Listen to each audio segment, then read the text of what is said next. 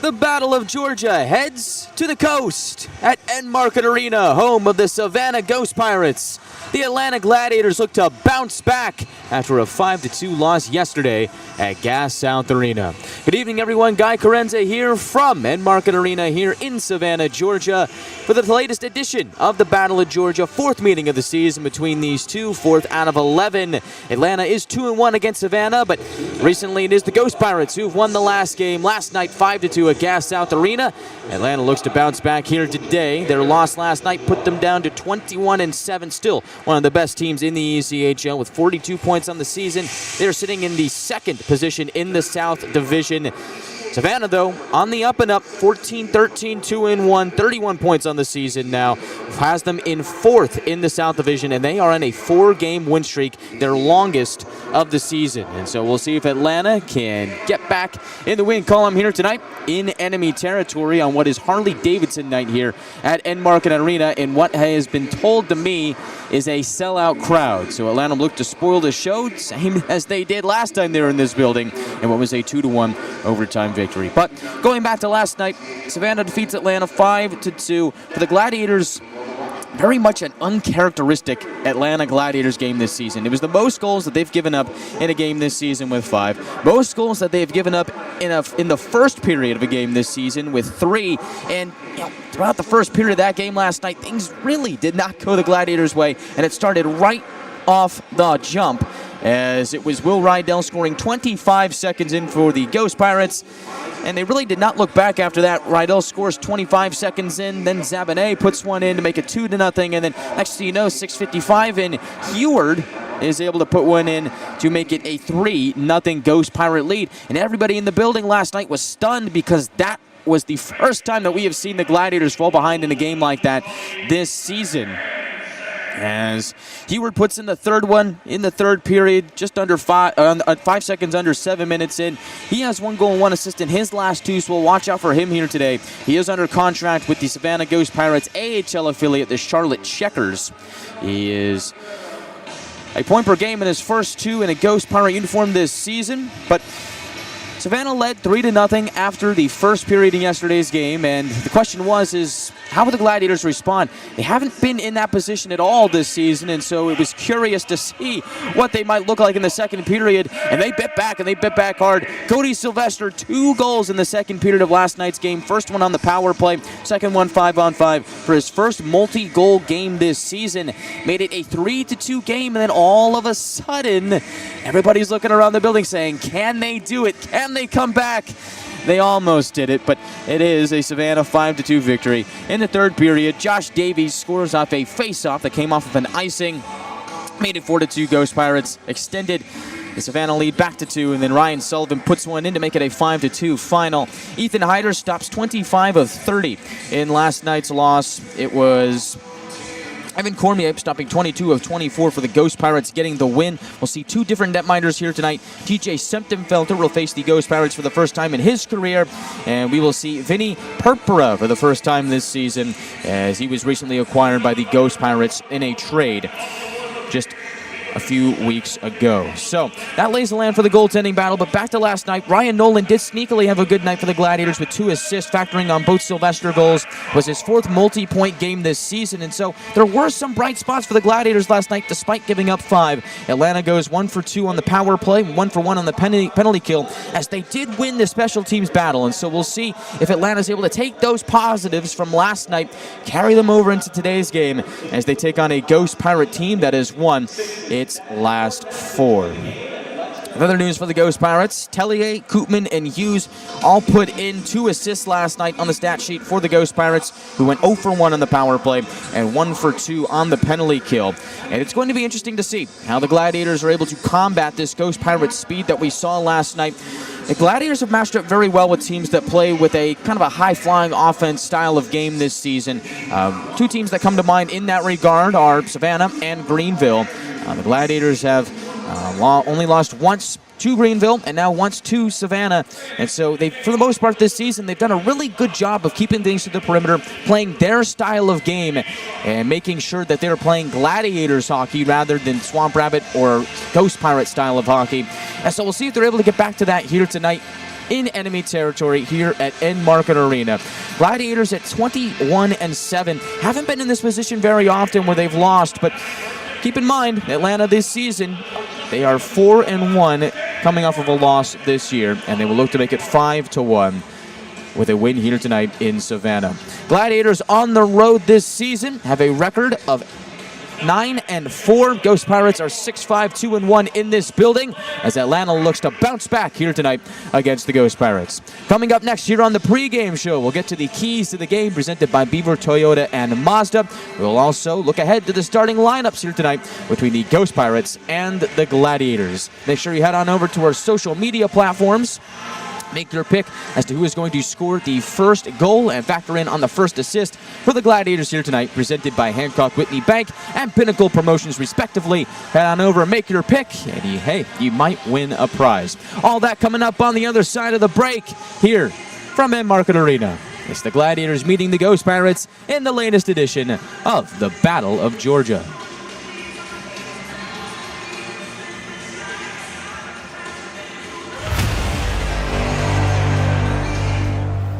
Tonight's game is brought to you by the ECHL, celebrating its 38th season of affordable family entertainment. The ECHL would like to thank everyone in attendance for your support of ECHL hockey. The ECHL would also like to recognize the following league sponsors: AMI Graphics, exclusive signage provider; Athletic Knit, official jersey supplier; Baron Rings, official championship ring supplier; BFL Canada Insurance and Sutton Special Risk, sponsors of the 2026 ECHL Hall of Fame induction ceremony; Dash, official mobile auction platform; The Fairley Group, official commercial insurance provider; Flow Sports, exclusive streaming provider; Hotel Planner, official hotel reservations partner; Howie's Hockey Tape, exclusive hockey tape and lace provider; In Glasgow, exclusive puck provider; Prolific One, exclusive secondary ticketing partner; and Warrior, exclusive on-ice equipment provider and title sponsor of the 2026 ECHL All-Star Classic. Catch all of the ECHL action live in high definition by logging on to flowhockey.tv.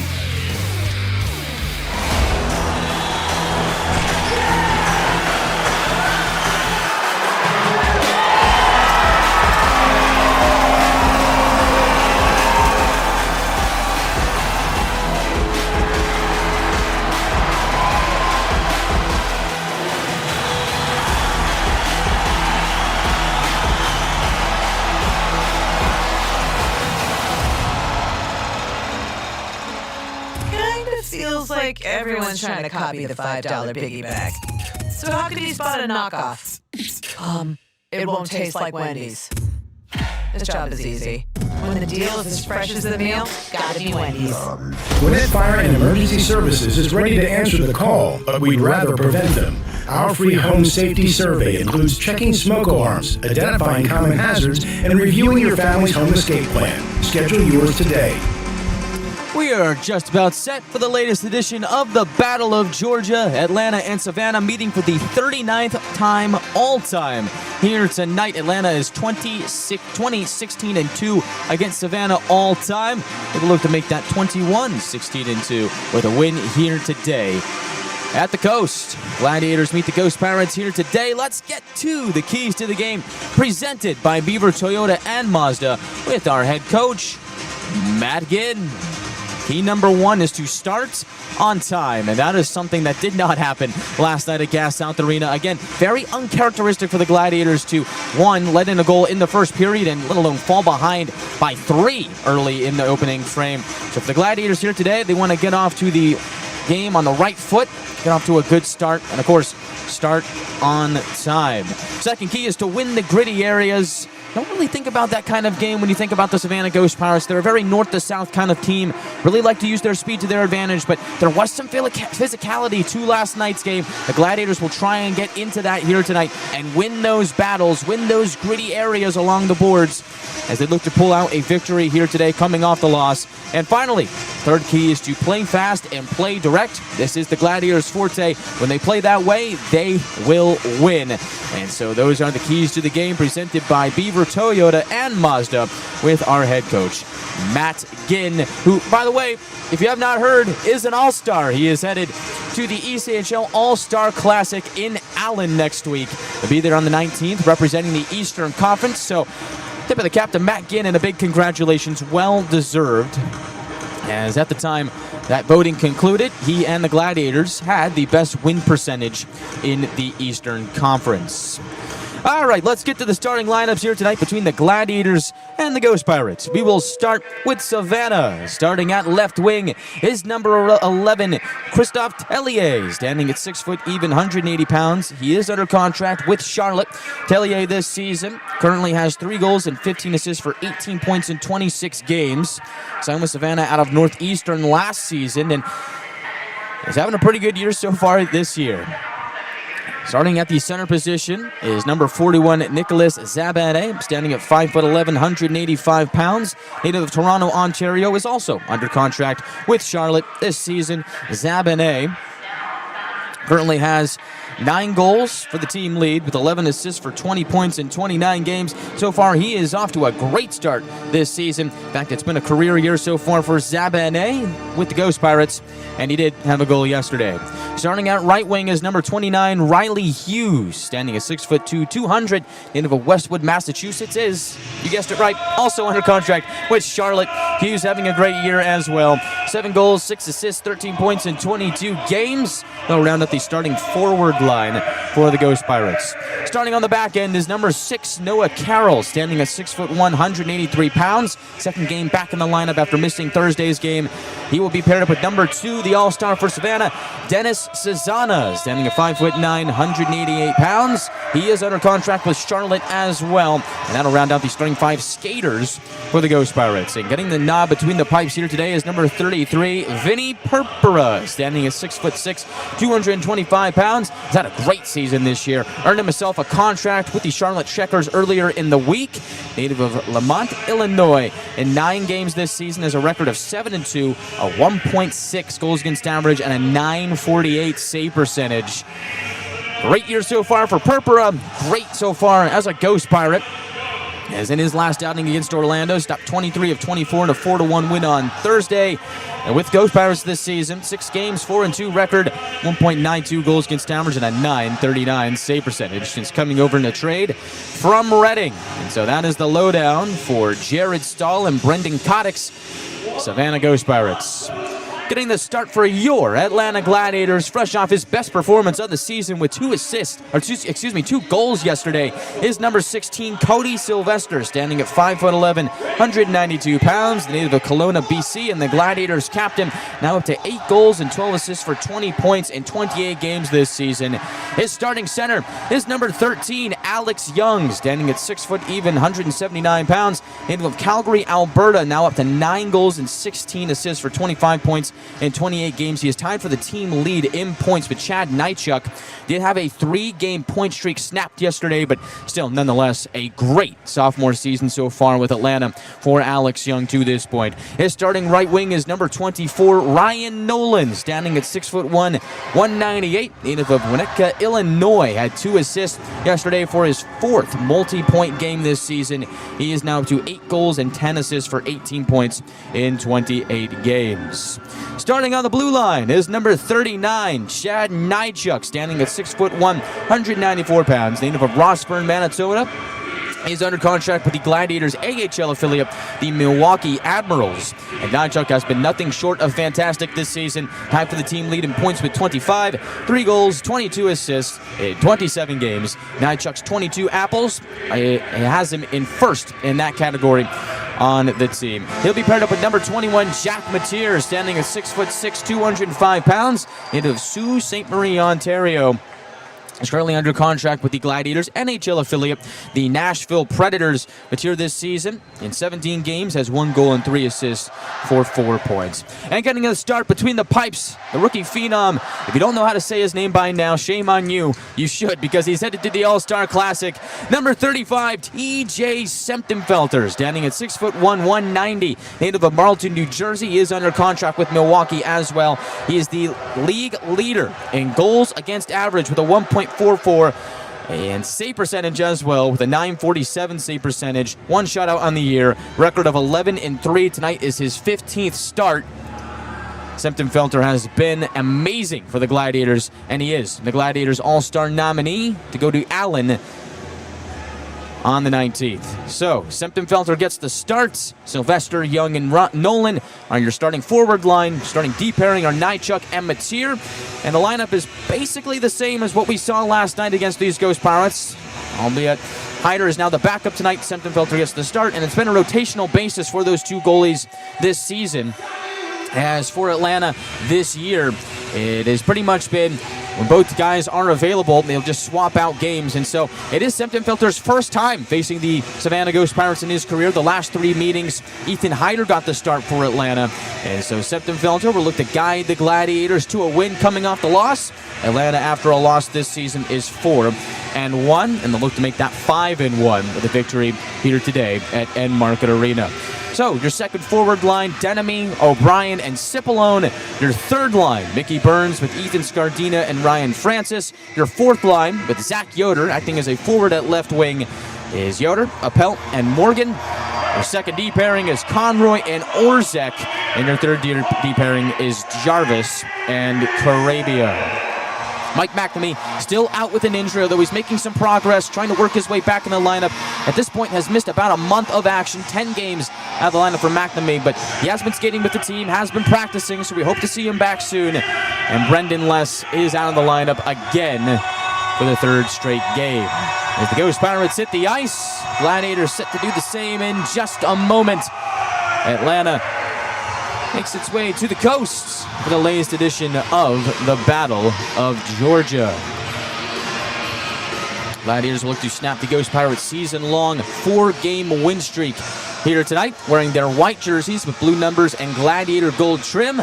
Ghost Pirates wearing specialty jerseys, Harley-Davidson themed. Got some flames on the bottom. It's a charcoal base, black numbers, and orange trim. Gladiators will skate from left to right to begin action here today. Ghost Pirates from right to left. We do have a 3-man officiating crew here tonight in Savannah, led by referee Ian Rapp, wearing number 47. Linesmen are Nick Klitschko, wearing number 41, and Zach Carson, wearing number 61. So that'll do it for the pregame show here in Savannah. Atlanta looks to bounce back in enemy territory in front of a sold-out crowd of about 7,500 here in Savannah. And the Gladiators spoiled the show. We're about to find out. Thank you for tuning into the pregame show here from the coast. Coming up next, the national anthem and first period action.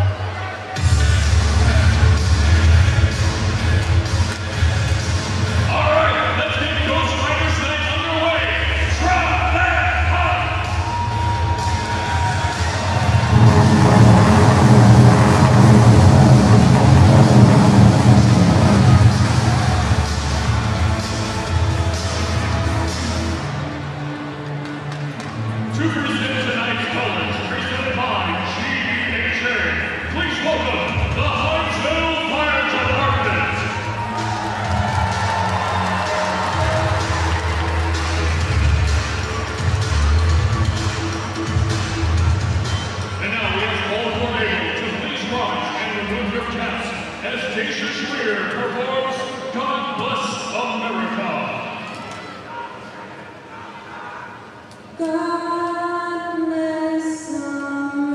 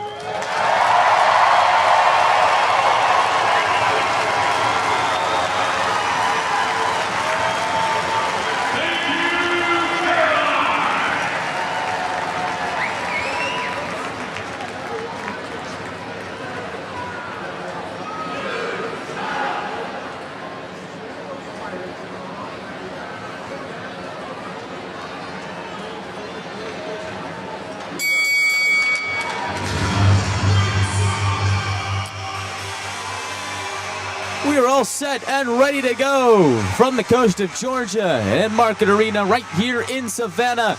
Gladiators meet the Ghost Pirates to cap off the home and home. Last night belonged to Savannah, 5-2 win for them at Gas South Arena. Gladiators trying to bounce back here before they meet Greenville for a 3-3 next weekend. The guy Chiarenza here with you on the Gladiators Broadcast Network. Should be a fun one here from Savannah. Seems like every time these two teams have gotten together, it's been a good battle. Last night belonged to the Ghost Pirates.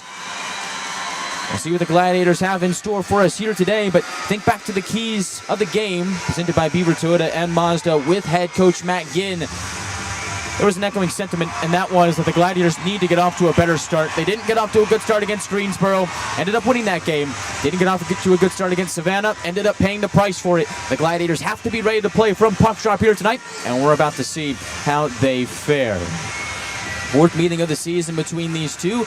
Game 29 on the season for Atlanta. Goaltending matchup should be a good one. Septemfelter against Purpura, two of the league's best.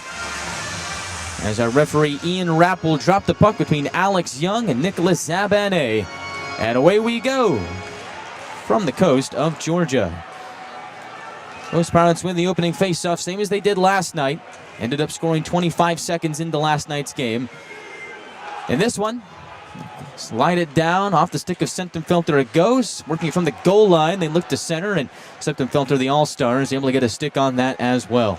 Alex Young takes it up ice, moving stride for stride with Nolan, who fires one into the belly of Purpura. No rebound. 26 seconds in.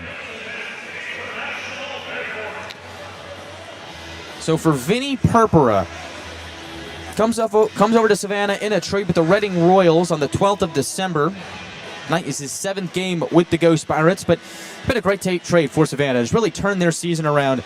4-2 record with the Ghost Pirates, 1.92 goals against average, and a .939 save percentage.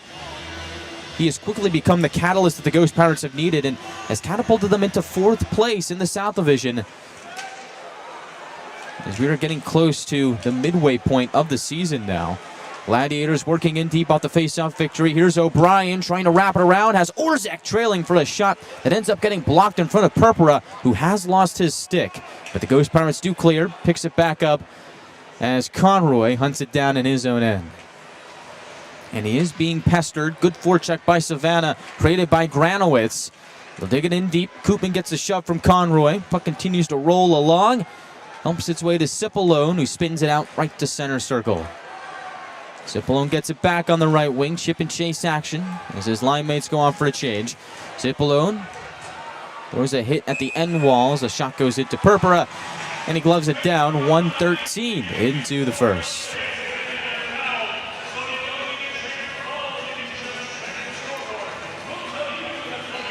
Again, for those of you just joining us, lineup from last night to tonight, pretty much the same for the Gladiators. Outside of the goalie between the pipes, last night it was Hyder, stopping 25 of 30. Tonight it is Septemfelter, making his 15th start of the season. Ghost Pirates win defensive zone face-off, get out to center. Here's Lapina, moving down the right wing, trying to find Pearson on the run. Ghost Pirates trying center. Ends up getting batted away by Carabia, and we have a whistle, as I believe the net behind Septemfelter did come off. The Ghost Pirates have tried to run that play a couple of times this weekend. Just use their speed to glide down the wings, make their way into the corners, and then center something into the slot, hoping that a man can get a piece of it. And that time, Carabia able to make sure that it didn't get there. And, ooh, dangerous play. Almost accidentally put it in his own net, but good hand-eye coordination by Dylan Carabia. Able to smack it out of play.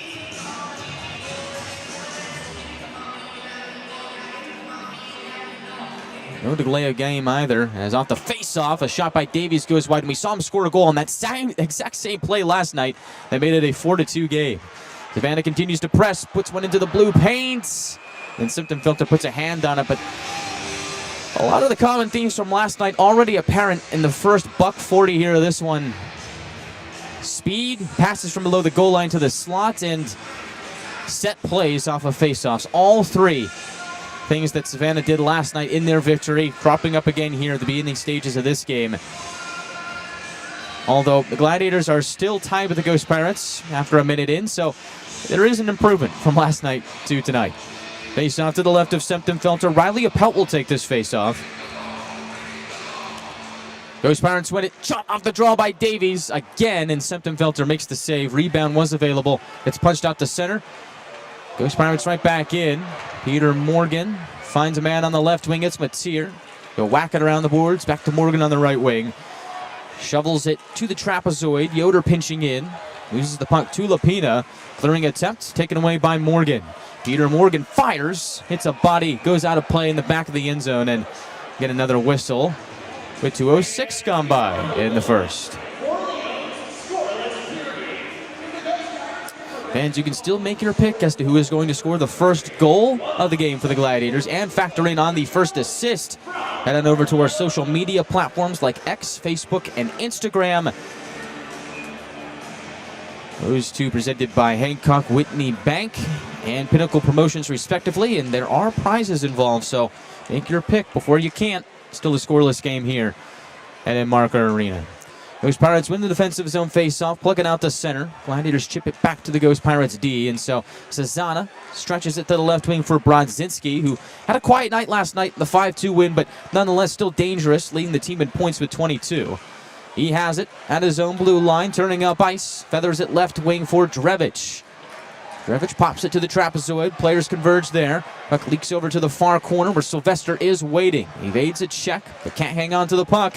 Savannah at the line. Feeds it across. Carroll a drive. He will score.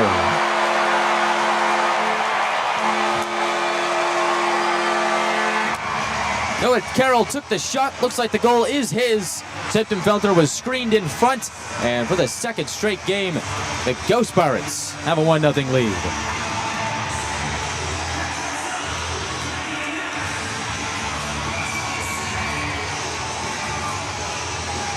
And there was a man doing a flyby right in front of Felter.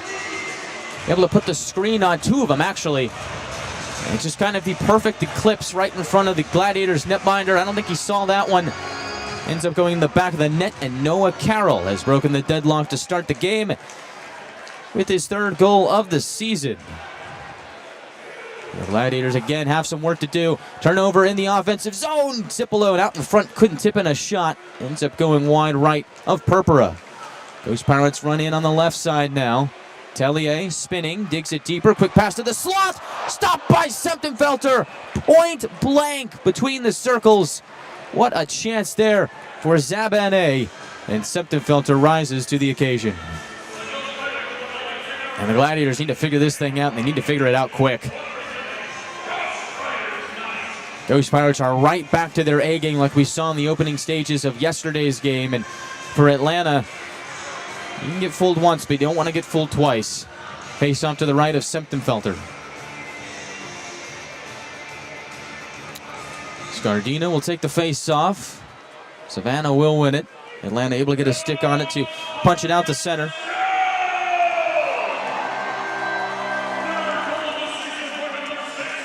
Those Pirates wind it back in. Felter leaves it behind the cage for Conroy.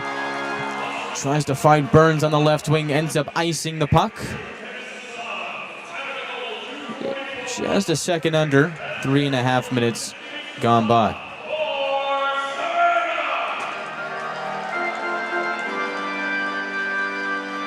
The Ghost Pirates open the scoring. 2:44 into this one. Noah Carroll's got his third of the year. From Bryce Brodzinski and Dennis Cezana to make it a 1-0 Ghost Pirate lead early. Face off to the right of Felter. Won by the Ghost Pirates. Shot goes wide right off the face-off. Burns tries to wrestle it away on the far wall. Can't do it. Ends up turning it over. Granowitz spars for it. Shot from the line. Goes into the near corner. Lone man there is Orzek. Flings it to the neutral zone. On the run is Burns as it's swatted away at the attacking line. And the Ghost Pirates have it and are forced to retreat. 4 minutes gone by in the first period here. Jarvis in deep. Tries to thread it along the near side wall and out. Ends up coming to Zach Yoder, who pops it off the wall to the red line, where it'll be snatched up by Pearson.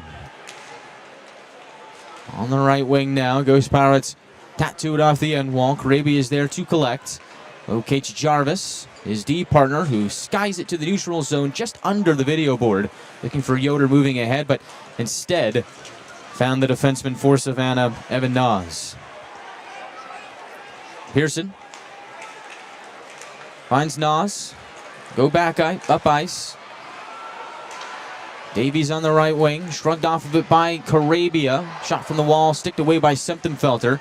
Behind the net, they'll jockey for it again. Gets kicked over to the right wing half wall where Morgan is able to pinch it up against the boards. Looking for reinforcements. Appelt gets there as well, but Savannah leaks it free, takes a shot, hits the crossbar, and stays out.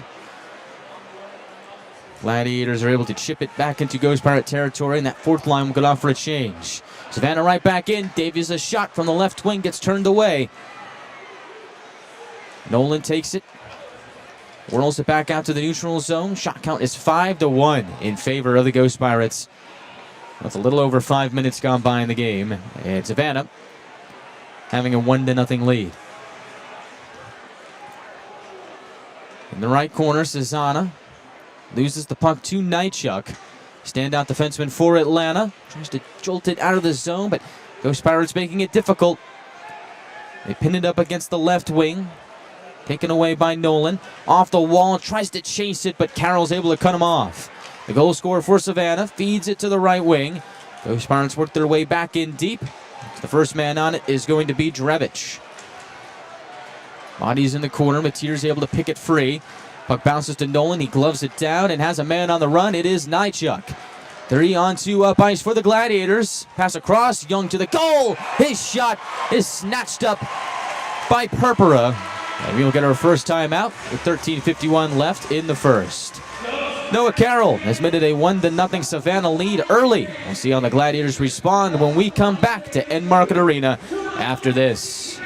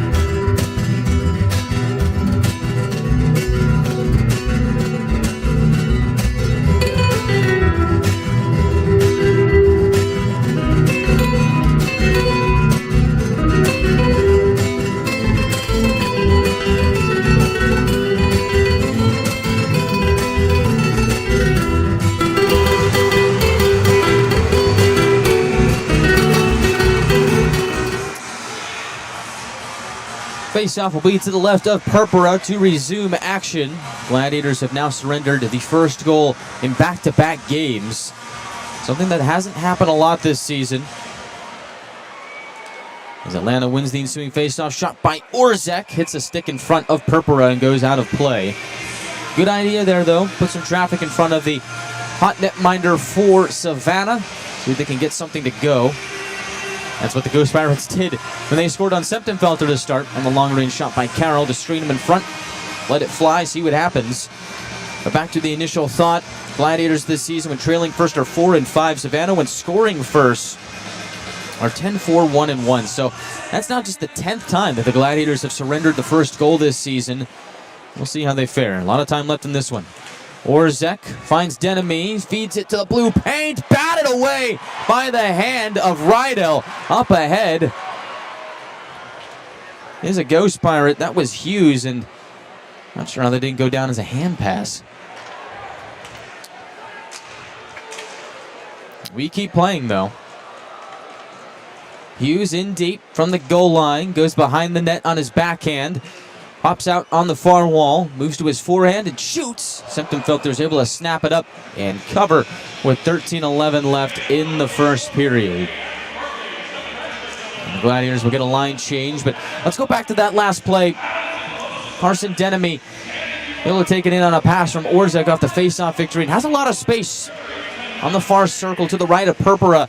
just tries to feather something to the blue paint, see if it can hit something and go in, and kind of popped up into the air, and then that's when Rydell swatted at it with his glove to get it out of harm's way and ended the sequence in front of Purpura, but the Gladiators are starting to get the right idea here. Ghost Pirates with it in the Gladiators zone. Nas off the face-off, walks the line and fires. Deflection in front, and they score again.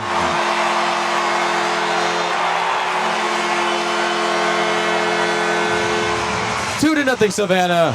Logan Drevich got the stick on it. And make that Walsh. Jerseys are kind of tough to spot due to the special league jerseys. It is 27, Liam Walsh, who gets the goal. And the Ghost Pirates extend their lead to 2. Again, another screen in front of Septemfelter. And this time they do get a stick on it. And there's not anything he can do about it. 2 to nothing, Savannah leads.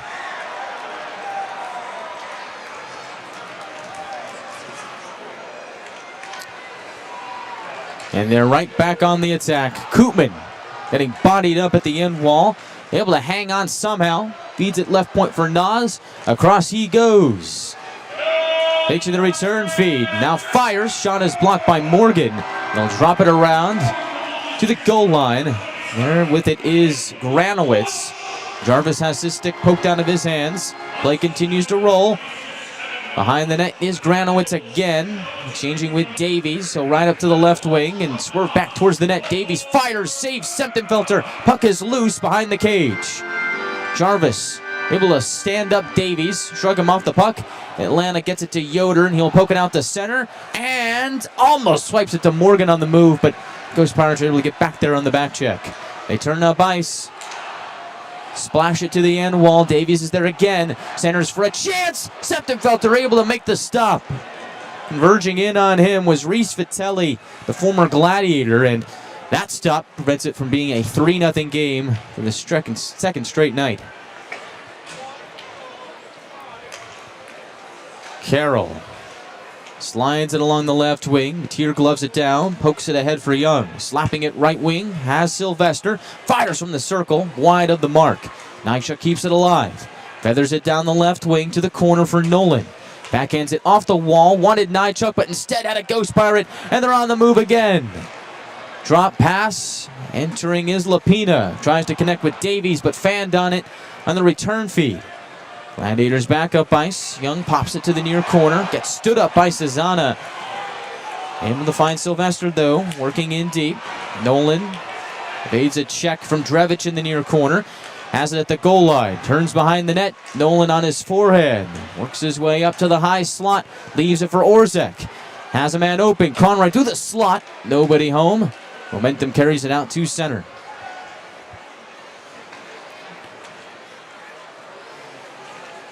.42 left in the first period. Savannah leads by 2.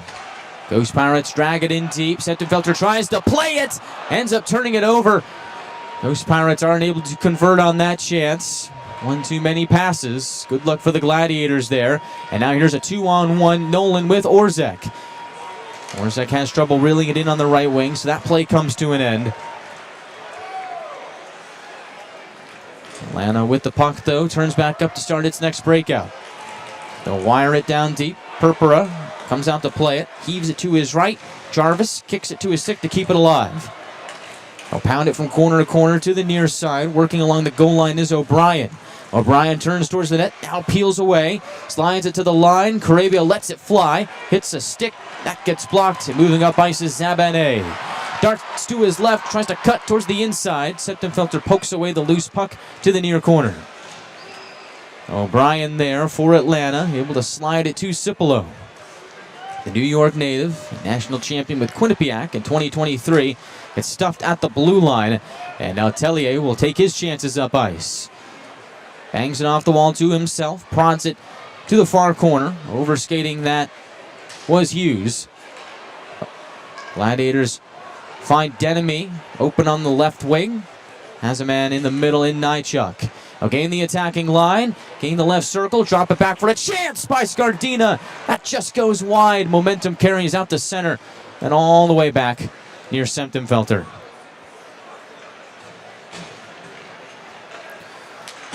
Liam Walsh's goal that made it 2-0 Ghost Pirates as Francis comes storming in.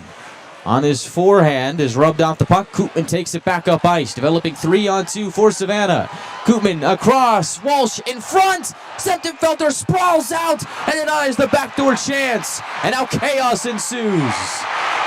Semtenfelter at the bottom of a dog pile as everybody is in the mix here. Francis has got his bucket off, jostling with Savannah. Conroy in the thick of it as well. Semtenfelter's lost his mask as he finally emerges from the pile. And we'll see what we get out of this, if there's any sentences to be handed out. As they slowly peel off the pile, and Koopman's lost his hat as well. Francis is very unhappy, and so is Koopman. It looks like Koopman's going to take a seat in the penalty box. Orzek has already found his way to the visitors' side.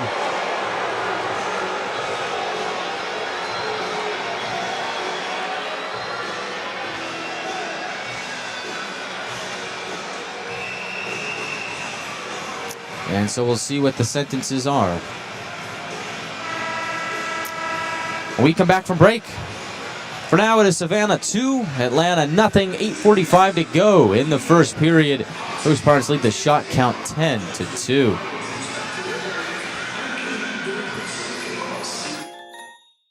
This holiday season, you can count on Kroger. You get up high quality and down low prices. Up high quality with our exclusive brands and down low prices on all your holiday needs. Because at Kroger, quality and low prices always come together. Kroger, fresh for everyone.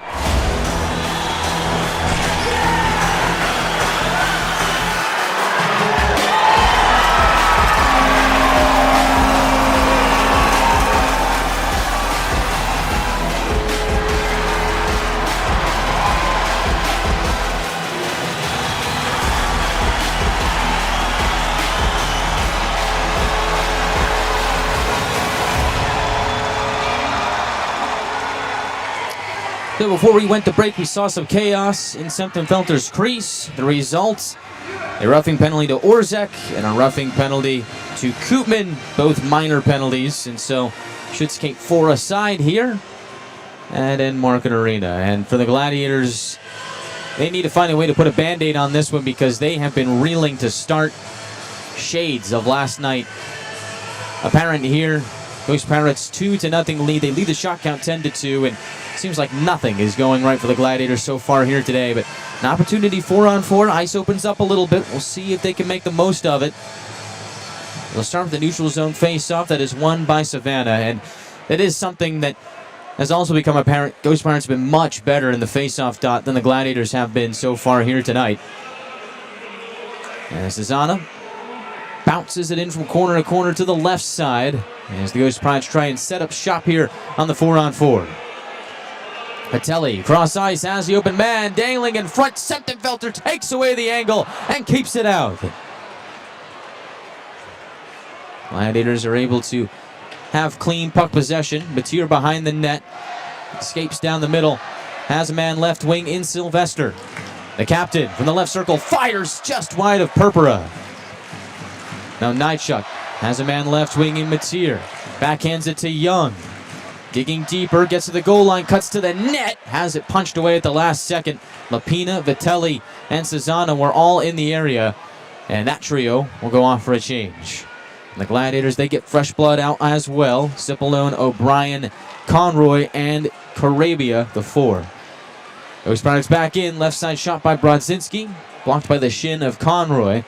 Now Cipollone moves up ice with Carabia. The big defenseman rumbles down the right wing. Carabia tries to shoot, rolls off his stick. He'll take it to the end wall.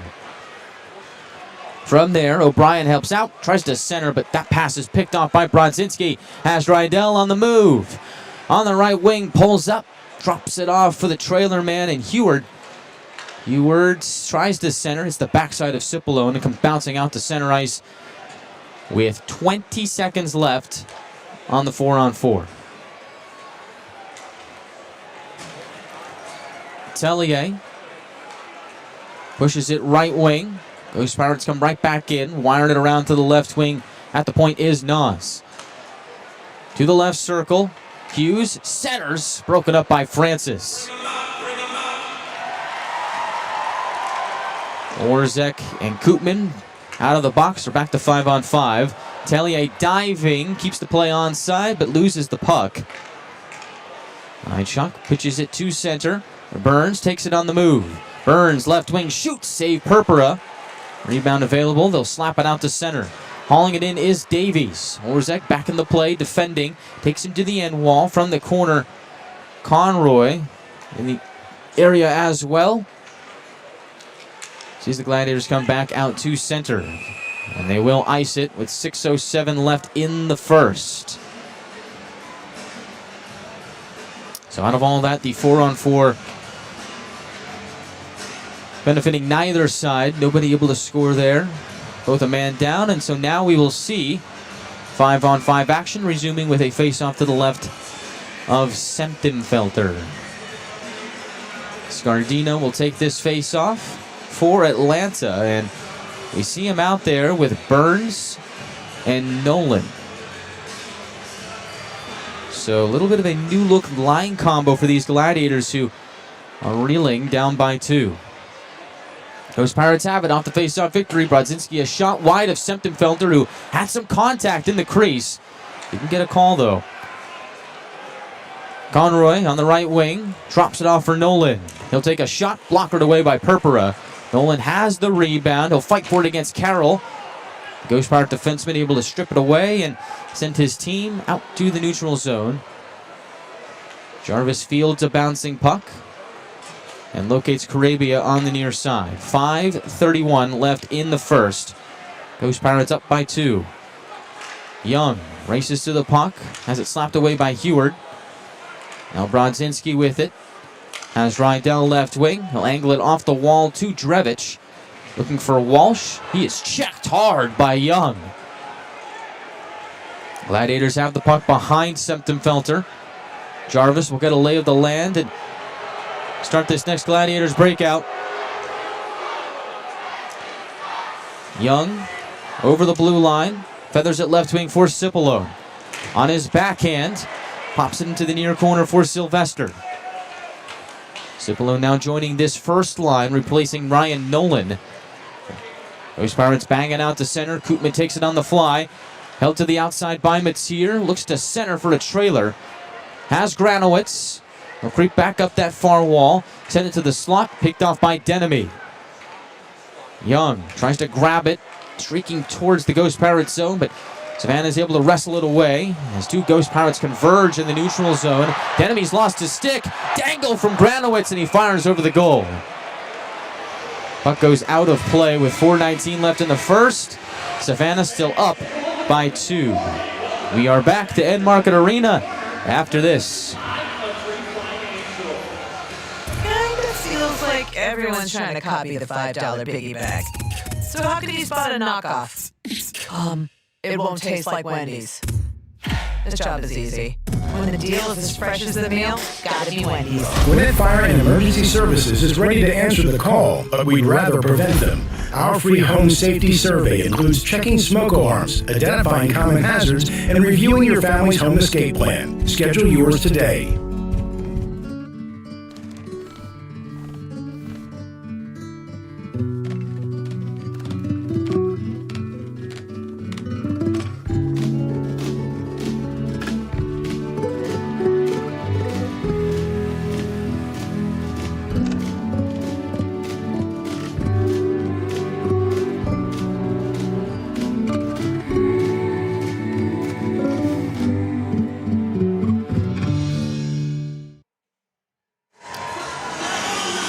Savannah leads by 2. Opening goals in this one for the Ghost Pirates scored by Noah Carroll, 2:44 in, and Liam Walsh, 6:59 in. The Walsh goal assisted by Granowitz and Nas. is the latest in this game, and to this point, Savannah now has outscored Atlanta 7-2 this weekend, and this first period still has 4 minutes and 19 seconds left in it. Face off, will be to the left of Semptimphelter. O'Brien will take it against Hughes. Hughes wins it, quick pass to Nas, puts it on goal, and Semptimphelter stopped another, and this face-off issue for the Gladiators has become apparent here in the first period. The Ghost Pirates are just winning them at will, and they've created these little set plays off these face-offs. Saw one there from Nas. Seen a few where they win it, get it to Davies for a quick shot. This time, they have the defenseman creeping in for the chance, and for the Gladiators, first and foremost, you got to find a way to start winning those face-offs, and two, if you can't win them, recognize these set plays and put an end to it. Gladiators have been bitten in the backside on a few of those this weekend.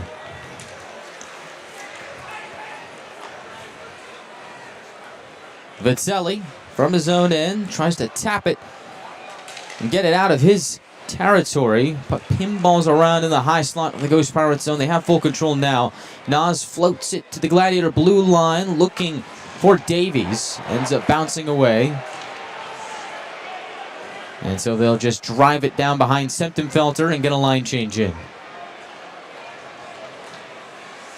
Errant pass to the neutral zone, ends up going to Zabanet. Gladiators able to get it back as Scardina picks off a pass. There's to jumpstart things, and on the left side, Purpura leaves it behind the cage for Cezanna. The Ghost Pirates All-Star feeds it to the right wing for Carroll. Has Zabanet right down the middle, feeds it left wing for a one-timer by Hughes. That goes out of play with 3:17 to go, and more bad blood here at Enmarket Arena. Andrew Jarvis getting into it in the far corner, and everybody else follows, and looky here, back again, Ryan Francis talking things over with Riley Hughes, and we saw that earlier in the period, and I don't think that's going to go away anytime soon.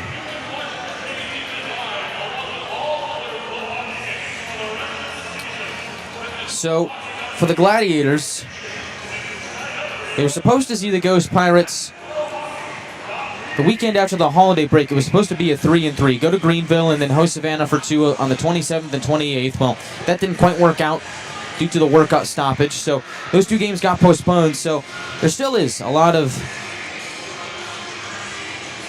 memories to be made left in the Battle of Georgia this season. This is the 4th out of 11 this season, so these 2 teams will still meet 7 more times this year.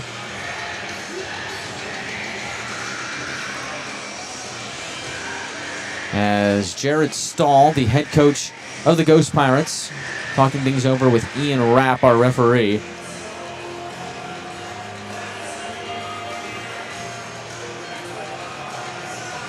And looks like now we are good to go. Face off to the right of Semptimphelter. Scardina will take it for the Gladiators up against Zabanet. Zabanet wins it to Hughes. Off that face off, drops it off to Carroll. Left point, doesn't shoot. And now does, puts one wide of the mark. Jarvis has the rebound, and he will put it into his own bench with 3:02 left in the first. Shot count 12-4 in favor of Savannah.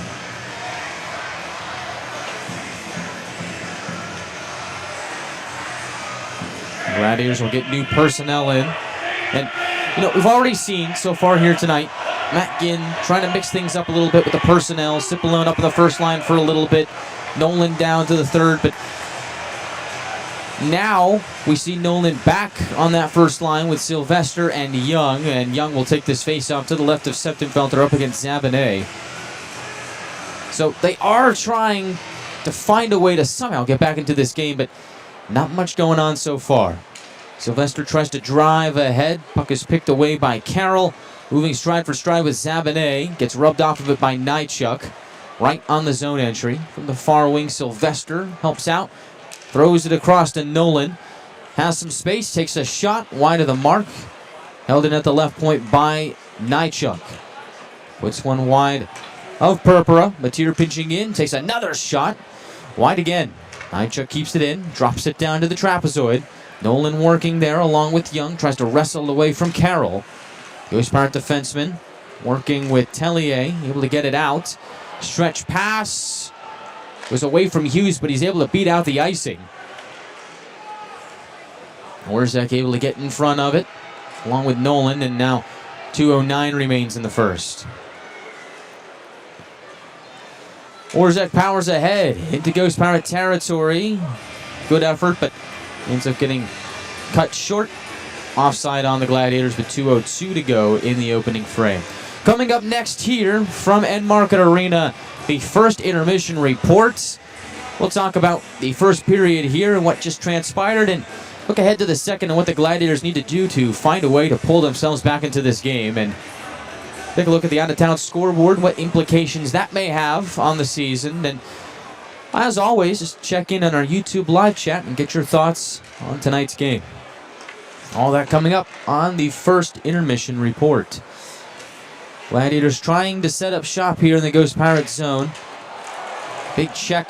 O'Brien on Sullivan behind Purpura as the Ghost Pirates exit. Conroy tries to come powering right back in. Gets shoved off of it by Savannah. And the Ghost Pirates turn it over on the right side. Denemy centers, chance for O'Brien, and he scores! That is exactly what the doctor ordered. Jack O'Brien, his third goal as a Gladiator in his fourth game with the club, has made it a 2-1 game.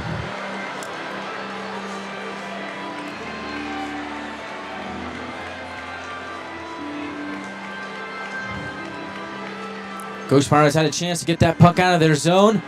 Ended up being a good keep on the right side, set up that chance for O'Brien.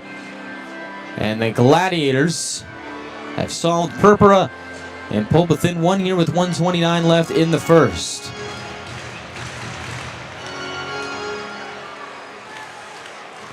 And Jack O'Brien, the Gladiators' other All-Star, has made it a 2-1 game. His third goal in his fourth game with Atlanta has cut into this Ghost Pirate lead. Carson Denemy gets the lone assist on the goal. Was able to center it to O'Brien.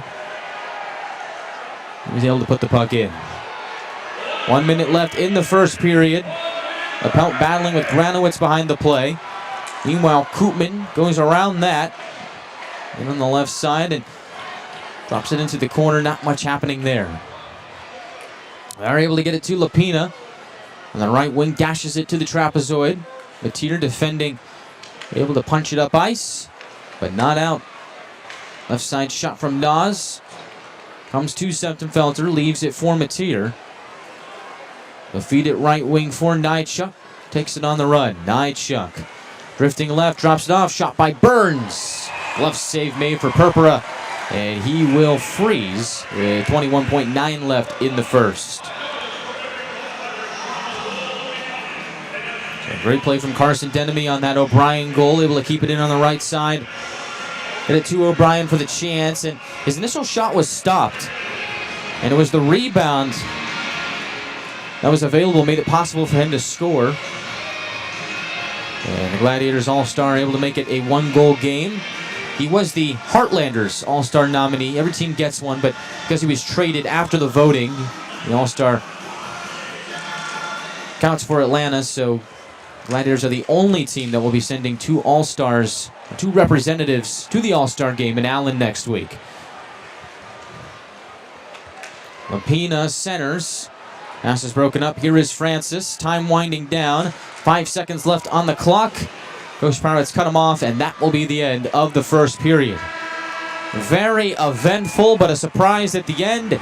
Jack O'Brien has made it a one-goal game after 20. We'll talk all about it on the other side of the break on the first intermission reports. Savannah leads 2-1 with goals from Carroll and Walsh before O'Brien scored. With 1:29 left in the opening frame. Shot count reads 12-7 in favor of the Ghost Pirates. And both teams head to the locker room and look ahead to the second period. No penalties in the first period, just pure no power plays, I should say, in the first period. Pure hockey. We did have a 4-on-4 for a moment, but otherwise been a pretty even game in that regard so far. Once again, Savannah 2, Atlanta 1. We are back for the first intermission report after this from our local sponsors.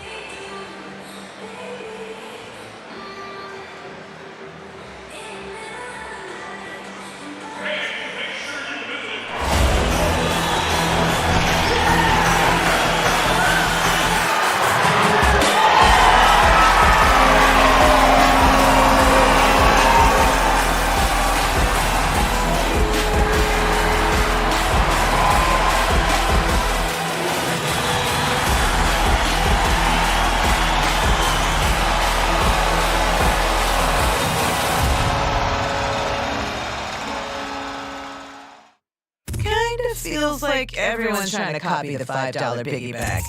So how could you spot a knockoff? It won't taste like Wendy's. This job is easy. When the deal is as fresh as the meal, gotta be Wendy's. Sometimes life's collisions leave us feeling off balance. But at 100% Chiropractic, we know how to get you back on track. We don't just straighten you out, we empower you. We educate you on how to get to the root cause and give you a play-by-play strategy on how to get you back to 100%. We even use lasers. Lasers! Our $49 first experience includes a complete set of comprehensive chiropractic x-rays, a fit 3D scan, and your first life-changing adjustment. Visit us and break the ice. Discover the power of chiropractic care at 100%.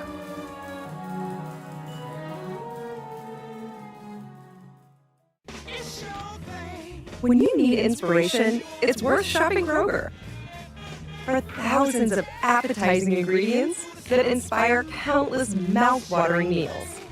And low prices that add up to big savings, like over $600 in digital coupons each week, and up to $1 off per gallon at the pump.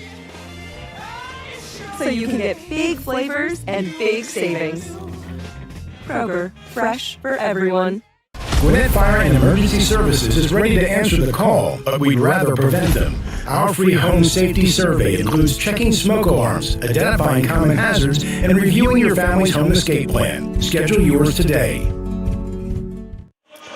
Welcome back to Enmarket Arena. Ghost Pirates have the lead 2-1 after one period of play. Chiarenza with you here on the Gladiators Broadcast Network from the coast, as the Gladiators will look to bounce back after the loss yesterday to the Ghost Pirates at Gas South Arena. And in the opening moments of this one, things did not look all that great for the Gladiators. A lot of the stuff that we saw from yesterday's game that had the Ghost Pirates up big after one started to come back again in the first period here in this game, as the Ghost Pirates did strike first in this contest, as making it a 1-0 game early. 2:44 in was Noah Carroll. Assists going to Bryce Brodzinski and Dennis Cezana.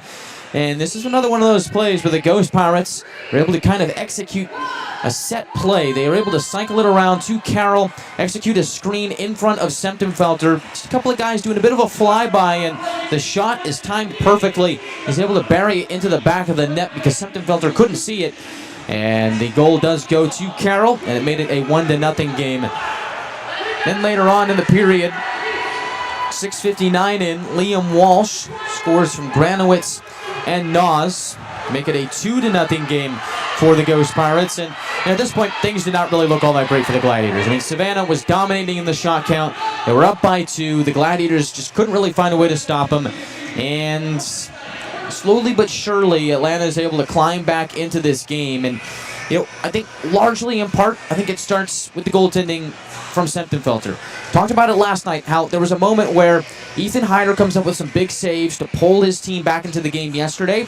Gladiators have a big second period there to make it 3-2, but ultimately lose. But it starts from the back end. And we've always said this all season long, where the Gladiators are at their best, and it's when their goaltending is at their best. And so far this season, that has been the case. The Gladiators really kind of radiate from whatever their goaltenders do. Goaltending has always been this team's biggest strength, I've felt like.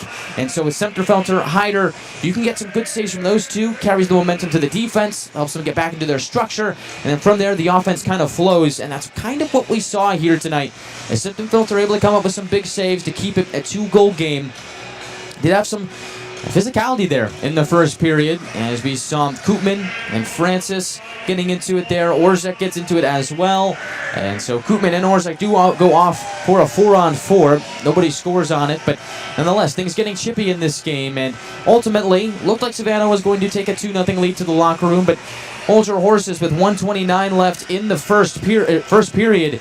It is Jack O'Brien, the Gladiators' other All-Star nominee, scoring off a feed from Demnemy to make it a 2-1 game after one. And I think that goal is huge. I think that goal is massive for Gladiators' comeback chance, because if you think about it this way, if Savannah takes this 2-0 lead into the locker room, there's not really any positives for the Gladiators to have heading to the second period. But that goal from O'Brien kind of opens the door, a little bit of doubt creeping in for the Ghost Pirates. And we'll see if the Gladiators can take that momentum into the second period and continue to build upon it. Because as the first period went on, the Gladiators did settle in a little bit. There were some breakdowns early on in this game that led to the 2 goals from Carroll and Walsh. But I really think, if you think back to those 2 goals that they scored on, those were easily preventable goals. The first one was a screen, Semtefelter couldn't see it. The second one was a tip-in, Walsh gets his stick on it, put it into the back of the net on a long shot from the left point. I really think that if the Gladiators can continue to play the way they have played and get back to their structure like they did at the end of the first period, I think that we could see a comeback here tonight. Remember, the Gladiators have 2 All-Stars on their team, TJ Semtefelter and Jack O'Brien. Both of them factored there in the first period to help the Gladiators climb back into this game and make it a 1-goal deficit here in Savannah. This game is far from over, still 40 minutes left to be played. I think that it is going to be interesting to see how this Gladiators team comes out in the second period. Last night, there was a lot of questions as to how they would face the adversity. They had a big second period last night at Atlanta Arena, but just couldn't pull out the victory.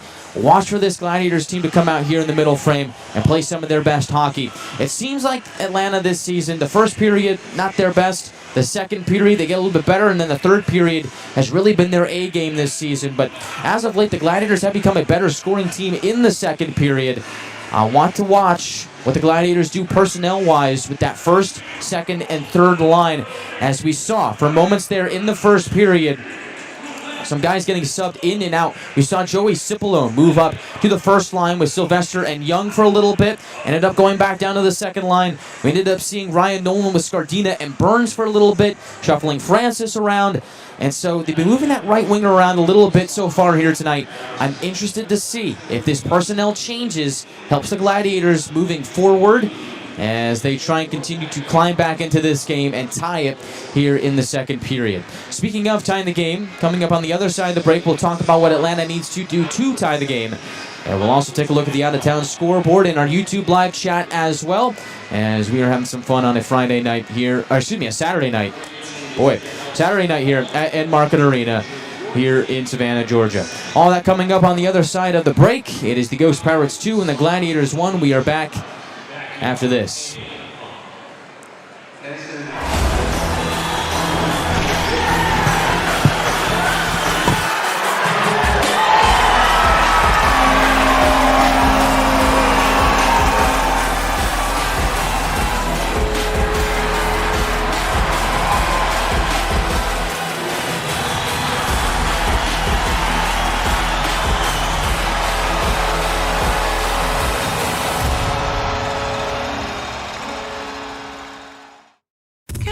Feels like everyone's trying to copy the $5 piggy bag.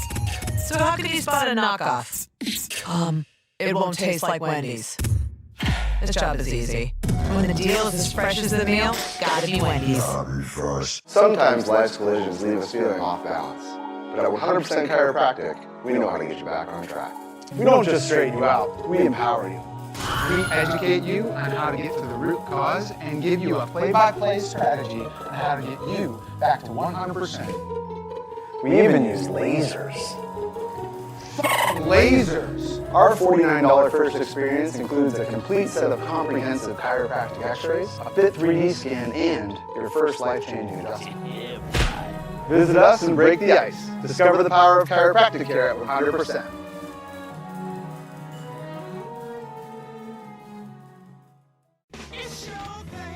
When you need inspiration, it's worth shopping Kroger. are thousands of appetizing ingredients that inspire countless mouth-watering meals. And low prices that add up to big savings, like over $600 in digital coupons each week, and up to $1 off per gallon at the pump. So you can get big flavors and big savings. Kroger, fresh for everyone. Gwinnett Fire and Emergency Services is ready to answer the call, but we'd rather prevent them. Our free home safety survey includes checking smoke alarms, identifying common hazards, and reviewing your family's home escape plan. Schedule yours today. Welcome back into the first intermission report here from Savannah. Ghost Pirates have a 2-1 lead after one. Guy Chiarenza here with you on the Gladiators Broadcast Network. Savannah scored the first two from Carroll and Walsh. Gladiators bounced back with a goal from O'Brien late in the first period to make it a one-goal deficit heading into the second. Manageable comeback for the Gladiators now. Deficit only one. We'll see how they fare here in the second period, but some things that they needed to stop there in the first period were definitely the chances from down the wings. Ghost Pirates using their speed to their advantage. Setting up some plays from below the goal line, centering things into the slot. Gladiators can't have that happen. Second thing they did was those set plays, able to get screens in front, tips, and the like. Scoring on two of those chances. Atlanta needs to find a way to prevent that from happening as well. And finally, face-offs. The face-offs has been a big, big part of this game so far here tonight because the Ghost Pirates have won a lot of them. And face-offs are one of those things in a hockey game where a lot of people don't necessarily think about them, but they are pivotal. They are impactful because it is possession. And so you think about winning an offensive zone face-off, it's possession in the O-zone and a chance to run one of those set plays for a chance to score. For the Gladiators, you have to do a better job of winning faceoffs as this game goes on because Savannah has really been thriving off of those set plays when they are not using their speed to their advantage to burst down the wings and set up plays and passes into the slot from below the goal line. So watch for the Gladiators to put an end to that there in the second period. And on the flip side of things, Atlanta just needs to get back to its game. We saw the Gladiators when they were at their best playing a very north style of game, really hemming their opposition in the offensive zone, working pucks around, getting shots on goal. The Gladiators have always been quality over quantity. And so far here tonight, shot count is 12-7 in favor of Savannah. Gladiators have done a good job of putting some on goal to try and get back into this game, to sustain some momentum. We'll see if they can do it here in the second period, but I'd really like the Gladiators to just be a little bit more patient here in the second period. You don't have to outrun Savannah. They're a speedy team. I don't know if you're going to win doing that. Make them pay, make them suffocate in their own zone, get some good sustained own zone time, and then let shots fly on Purpura, and hey, beat them at their own game. Get some screens in front, look for some tips. Gladiators started to do that as the period went on, and ultimately they did score on the goal from O'Brien, able to keep them in their own zone. Again, kind of suffocating them a little bit. Ghost Pirates couldn't get it out. Denemy and company able to keep it in. Denemy finds O'Brien along the goal line, cuts towards the goal for the goal. Watch for more of that in the second period as the Gladiators look to continue to score here as the night goes on and, of course, tie the game. With that, let's take a look at the out-of-town scoreboard here as it is a busy night in the ECHL. We will start our journey as I refresh the ECHL app. We will start our journey over in Worcester, Massachusetts, as the Railers are hosting the Everblades. Florida with a 1-0 lead over the Railers with a little over 5 minutes left in the second period there. Over at the Kia Center in Orlando, Florida, it is the Solar Bears and the Icemen all tied up at 1 after 1. And finally, at Bon Secours Wellness Arena in Greenville, it is the Swamp Rapids with a 1-0 lead over the Stingrays after 1 period of play. And for the rest of the scores and action from around the league, I encourage you to check out ECHL.com or head to flowhockey.tv, where you can watch every single game live or on demand all season long. From your phone, computer, tablet, TV, as long as you have an internet connection, you are good. As they announce the final score from the NFC wildcard round here in-house, Los Angeles Rams defeat the Carolina Panthers 34-31. Not sure if there's many Panther fans here in Savannah. I'm not sure. Not from the area, but have to imagine there's a good chunk of them. But it is the Rams moving on to the divisional round. But a good fight put up by Carolina here today, as we do have some NFL action going on here tonight. We'll turn our attention back to the ECHL and our NHL affiliate, the Nashville Predators, who are just about to drop the puck on their game here tonight. Predators this evening are taking on the Chicago Blackhawks at home. Predators are 7-3 in their last 10 games, so they've been on a bit of a heater themselves. We'll see if they can pick up another win against the Blackhawks here tonight. Cheering on our proud NHL affiliate here from Savannah, Georgia. With that, we'll take a look at our YouTube live chat and see what everybody's thoughts are here on tonight's game. Good to see some new and familiar faces in the chat here tonight. Justin Burke, early and ready to go as always. Stan Martin, Gibbon VR, good to see you. Stadium Arena, Rebecca, Daffy Doo, Lynette, Peach Fuzz, hear me out.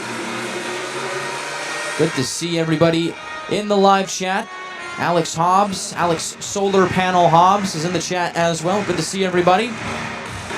And it looks like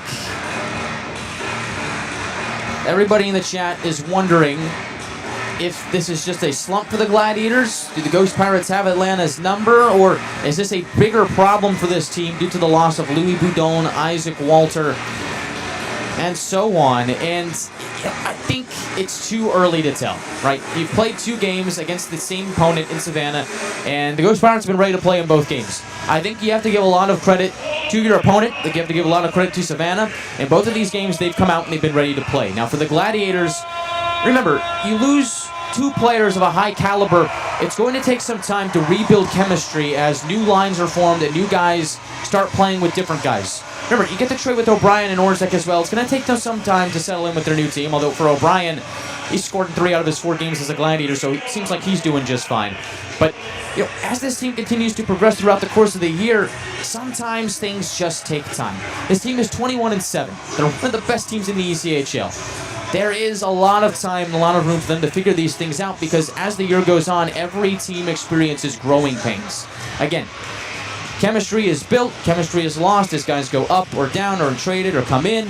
And I think for the Gladiators, they're just in a moment in their season where they're facing a little bit of adversity for the first time, and that's not a bad thing. It's not a bad thing for the Gladiators to experience these kind of things early on in the season as opposed to later on in the season where they might not be able to learn quickly how to beat those types of adversities. So look at this Gladiators team here tonight. They've done a good job of pulling within 1 towards the end of the period.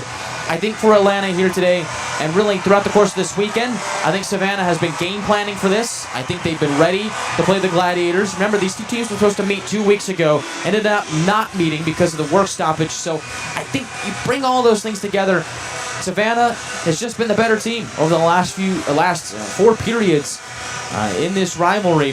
But we'll see what the Gladiators can do here in the second period, and they can fight back and tie up this game here against the Ghost Pirates as they continue to build that chemistry as a team as they progress through their season. Again, you have to give a lot of trust in the coaching staff. Matt Ginn, Zach Vanel, they've done a fantastic job this season. Of course, Matt Ginn going to the All-Star game. The personnel is there for the Gladiators, I believe. They have the right forwards. They have the right D-men. They definitely have the right goaltenders. Right now, it's just a matter of figuring it all out and finding a way to beat this opponent and build that chemistry as the season goes on. Both teams back out on the ice for the start of the second period. Gladiators wearing their white jerseys with blue numbers and Gladiator gold trim will skate from right to left. Ghost Pirates wearing their Harley-Davidson themed jerseys. It is a gray base with black numbers and orange trim. They skate from left to right in the middle frame.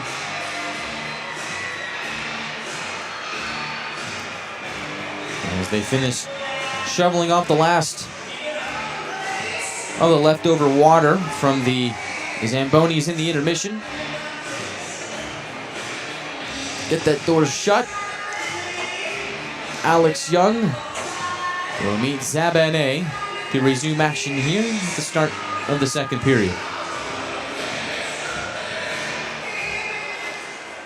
Puck is dropped. Ghost Pirates win the face-off.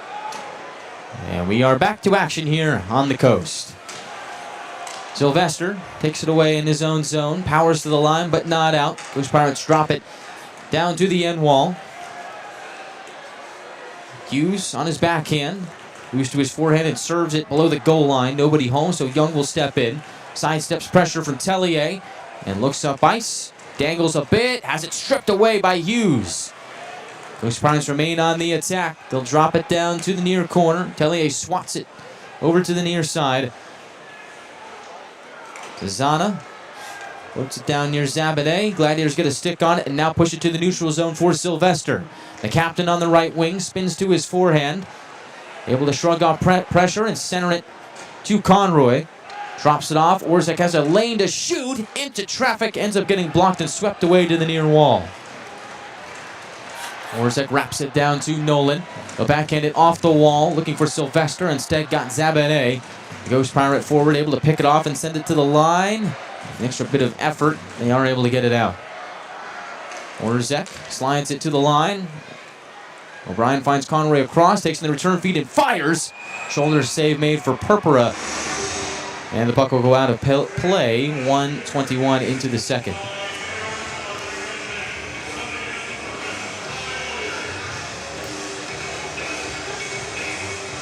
Face-off will be to the right of Purpura.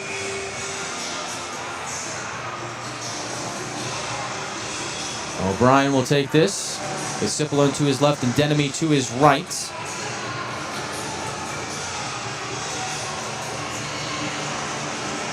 They'll slam the puck into the corner wall. Ghost Pirates whirl it out to their own blue line and backhand it into Gladiator ice.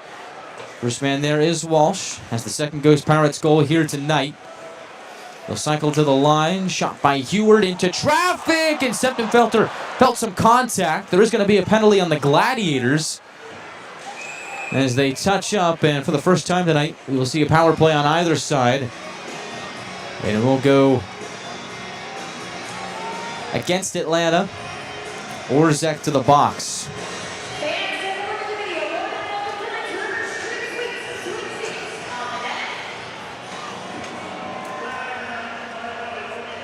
Hooking the call on Orzek.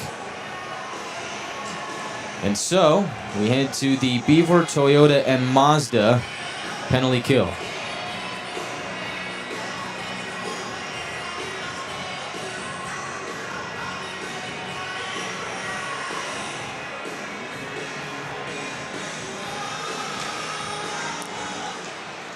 Last night, Atlanta was perfect on the penalty kill, 1-for-1. Savannah, Tellier, quick pass to the slot, intercepted by Matier. He'll slam it out and all the way down to Purpura for an Atlanta clear.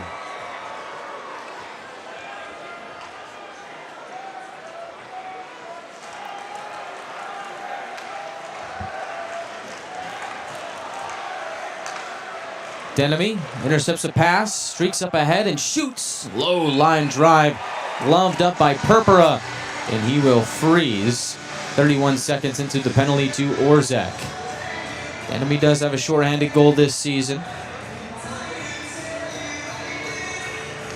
Able to put that shot into the glove of Purpura. This Gladiators penalty kill this season, operating at 84.5%, 8th best in the ECHL. Ghost Pirate power play, 16.8%, 23rd out of 30 in the ECHL.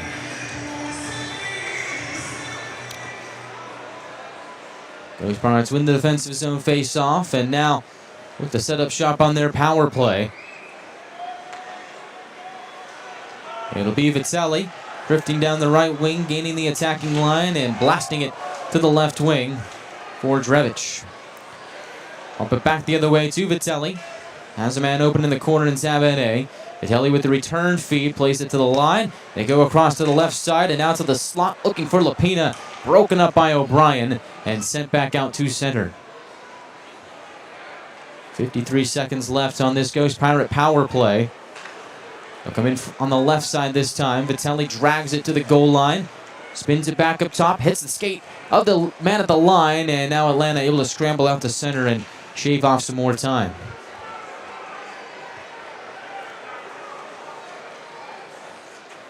Zabadet aims it for Lapina. On the wall, he's able to jolt it to Rydell. Now Vitelli from the right circle scans the ice and will go behind the net on his forehand. Pops out to the high slot, locates Drevich, drifting right, passes left, makes its way to the open man, looking for Rydell backdoor. Jarvis is able to punch it away from danger. Drevich again, right circle shot, and they score! Zabanet in front of Semptimphelter is able to get a touch on it. Ghost Pirates score on the power play to make it 3-1.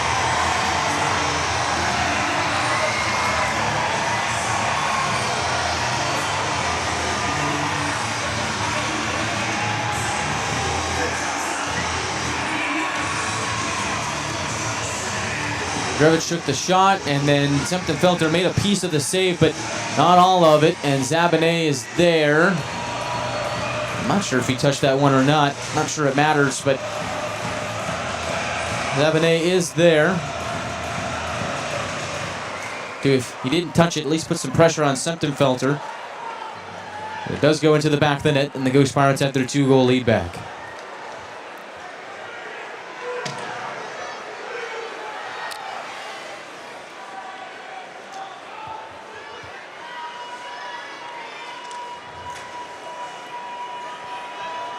Pearson with it at center. Rips it down the far wing and in. Nychuk trying to get it out of his territory. Whistle blows with 15:50 left in the second period. It was an offside on Savannah. Looks like that puck did come out and then back in, so both teams will get a line change in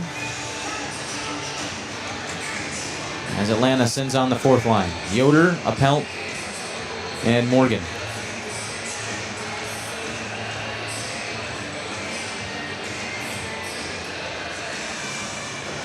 Appelt will take this face-off against Lapina. They'll win it to Jarvis. The alternate captain for the Gladiators, able to knock it along the left wing to Yoder.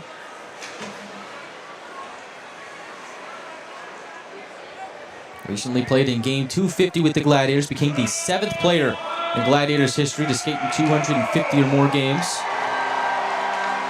He in that fourth line, able to level it in deep. Ghost Pirates trying to get out. Jarvis pinching, can't keep it in. Taking it on the move is Davies.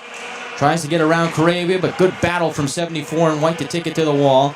Lapina able to emerge from there, gets it to the line, now across to Pearson. Shot gets deflected in front of Semptimphelter and swatted to the trapezoid. Vitelli looks to center, hits the stick of Appelt, goes into the skates of Carabia, and now is spat out to Morgan. And he's able to deke his way out to neutral ice. Morgan backhands it in deep and will head off for a line change. 5:10 gone by in the second period. Ghost Pirates lead 3-1.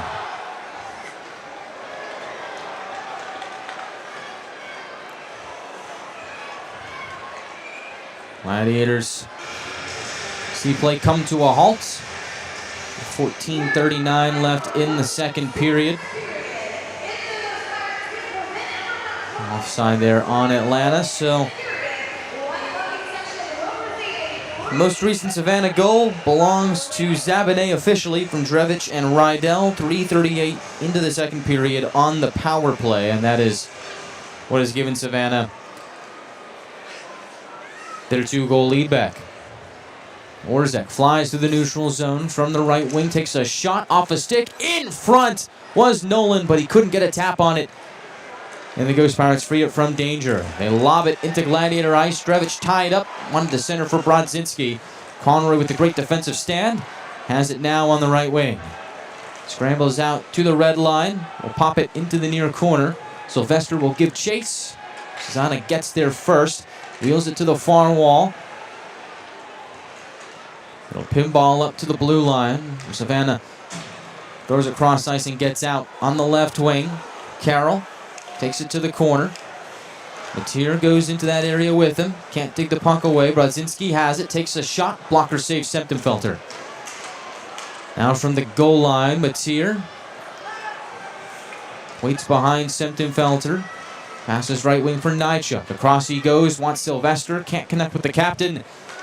And now it's the Ghost Pirates' turn. Heward drifting right, drops it off for a shot by Hughes, flubbed on it. Puck will go behind the cage. Bodies come together. Tellier is there. Loses it to Nychuk on the near side. Leak to Mateer. Quick pass to Denemy. He'll knock it off the wall and out. And Atlanta will get a partial change in as well. Zavane takes it. Flings it to his left. Open man is Rydell. Taken away by O'Brien. Takes a shot from the right circle. Glove save made by Purpura. And he will freeze with 12:58 left in the second period. Savannah leads 3-1 here at Enmarket Arena. Gladiators will try and get back on the board when we come back after this.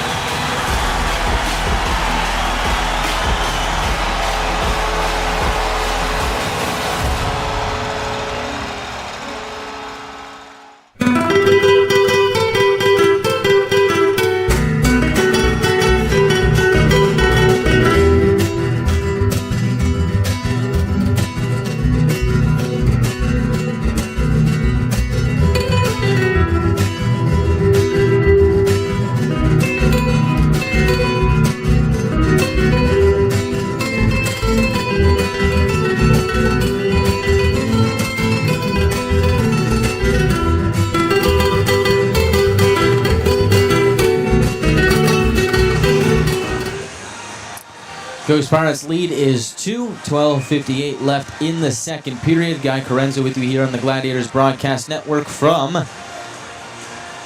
Enmarket Arena. Building opened in 2022. It's been the Ghost Pirates' home ever since their inception 4 seasons ago. Savannah still trying to make the playoffs for the first time this year. As they get out to center. On the move is Koopman, former Wheeling Nailer, centers. Puck is poked away by the stick of Septemfelter and sent to the far wall. The reverse back to the near side where Heward hauls it in. Quick pass to Drevich. Shot from the line goes wide. That's Walsh. 27, not 22. These jerseys are kind of tough to spot, so please give me a little bit of leeway here. As Atlanta able to shuffle it down to the end wall.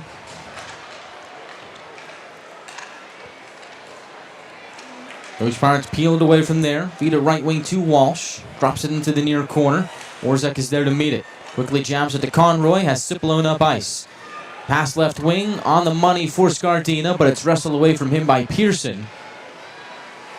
And the Ghost Pirates, with 8 minutes gone by in the second, will look up ice. They'll dart right down the middle. Lapina feeds it left wing. Davies all around to the near corner for Conroy to pick it up for Atlanta. They'll scoot it through the neutral zone, looking for Francis. Can't quite catch up to it. And now the Ghost Pirates go back up ice again. Some separation for Vitelli. Gets a shot on goal. Septemfelter the stop. And he is able to keep it. A 2-goal game with 11:36 left in the second.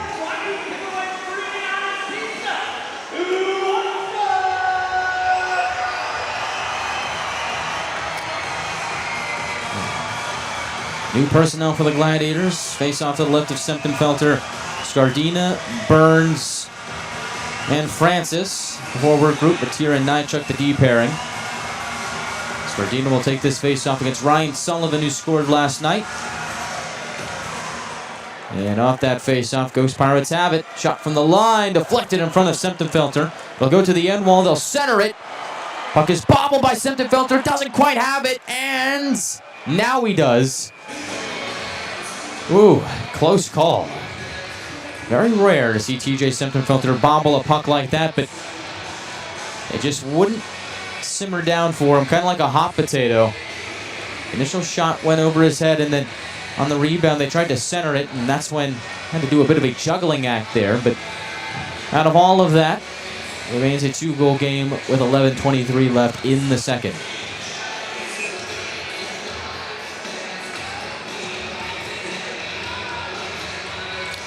Face off to the right of Septemfelter. Appelt will take it against Drevich. Appelt, first-year man out of Grant McEwen University. take this face off and get it to Morgan. Peter Morgan, SUNY Geneseo product, tries to haul it down the right wing but ends up losing it. Ghost Pirates able to twist it out to center. Drevich tries to smack it across. Pass is picked off by Morgan. Yoder steps in, bangs it around to the trapezoid where it's slowed down by Purpura. Ghost Pirates are able to power out to center, not much more. Becoming a possession game here in the second period. Gladiators shimmy it down. And, an icing on the Gladiators there. Looked like Yoder was there in the area, but I guess he didn't quite beat it out.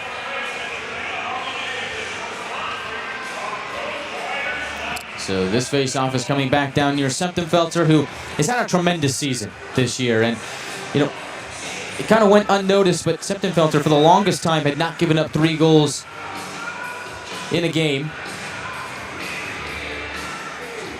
It's the first time in a long time that TJ Septenfelter has allowed 3.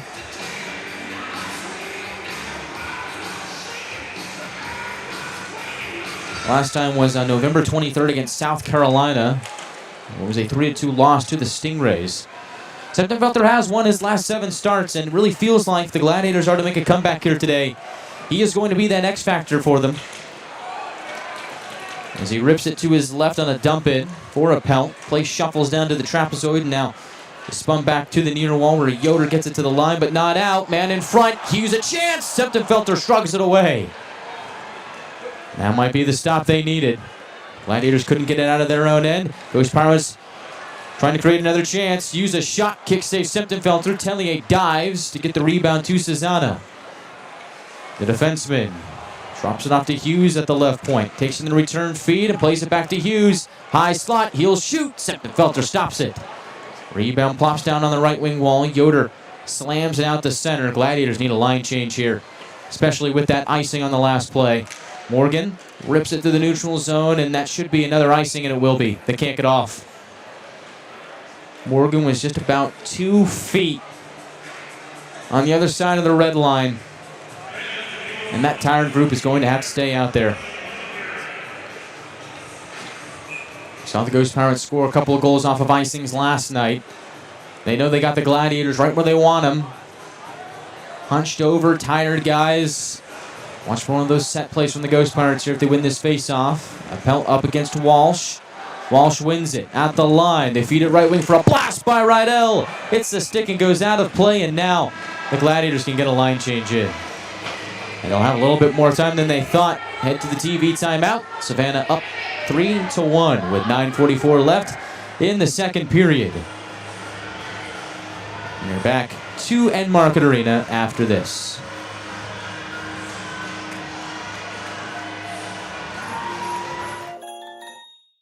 This holiday season, you can count on Kroger. You get up high quality and down low prices. Up high quality with our exclusive brands and down low prices on all your holiday needs.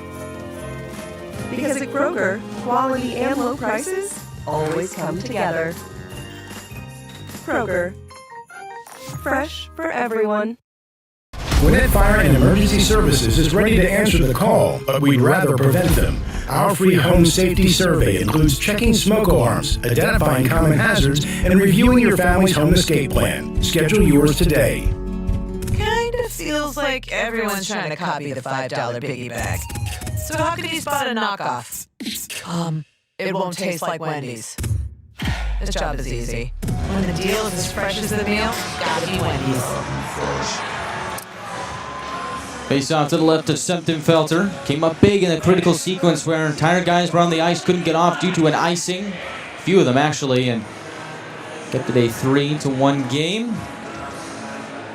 Now on the ice, the first line, Young, Nolan, Sylvester. Young going up against Walsh here at the dot. Savannah's won the face-off again. Shot by Rydell, goes wide of the mark. Rebound comes to Koopman. Tries to find a way to wrap it around, but the Gladiators take away the angle. They're able to slip it out to the neutral zone. Puck jumbles around. Sylvester can't reel it in, but is able to knock it to Mateer, who hammers off the near wall, hoping for a man up ahead. But Instead found nothing but Ghost Pirates. They dig their way in deep. Walsh around the horn to the far wall. Checks up Nychuk. Was able to kick it to the line. Pass across. Heward at the right point. Takes a shot. Feeds it left. Fresh off the bench for a chance is Lapina. Septemfelter is able to snag it out of the air with the glove. Nolan pitches it down the left wing wall. Ghost Pirates wrestle out to center. Lapina cross ice. Can't quite connect with Davies. Nolan is there to find Sylvester ahead. From the left wing, the captain bobbles with the puck. Can't hang on to it. 2 Ghost Pirates were there defending. On the right wing, Orzek keeps it on the clearing attempt. Slips it down to the trapezoid for Sylvester.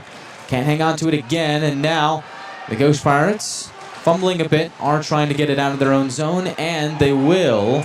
Puck will go out of play into the first row with 8:29 left in the second.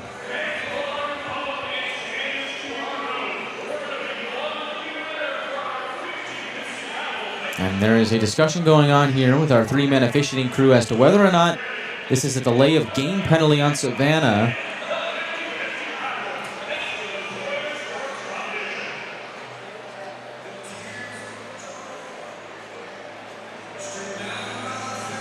And I don't think so. Matt Ginn going to get an explanation here from our referee Ian Rapp.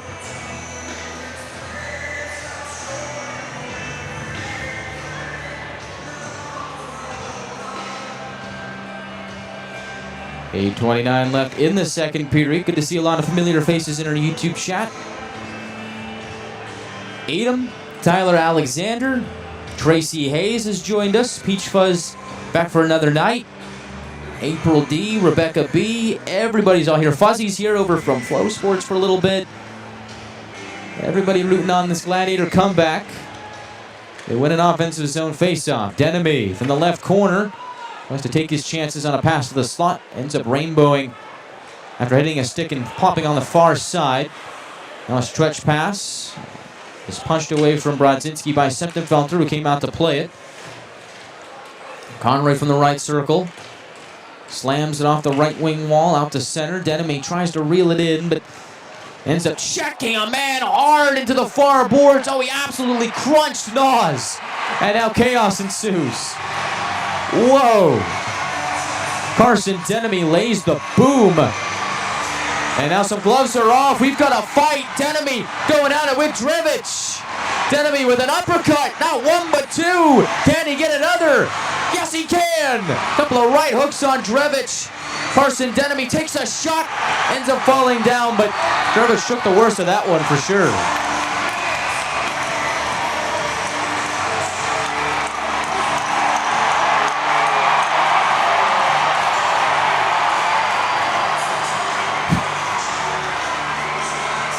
Logan Drevich fires up the crowd here at Enmarket Arena, but I don't think he won that fight. Carson Denemy, the couple of real good shots. Started with the uppercut and got a couple of right hooks in as well. As now O'Brien is having a discussion with Brodzinski. And it is a full-out yard sale in the far corner of the Ghost Pirates zone.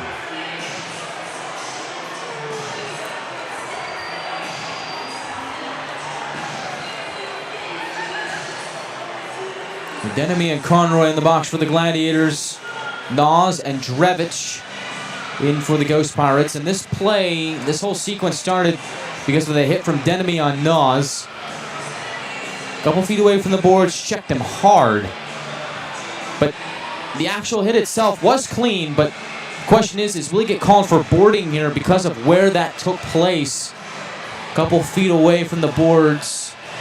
We shall see, but nonetheless, Denemy lays down the boom, and then the Ghost Pirates don't like that too much, and so Drevich, who fought Jarvis last night, ends up going after Denemy. And we get a great fight there. Carson Denemy can really throw him, can he? If you didn't know now, you do.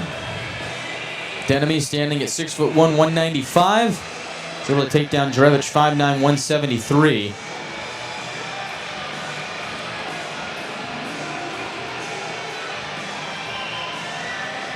And now Conversation between the captains.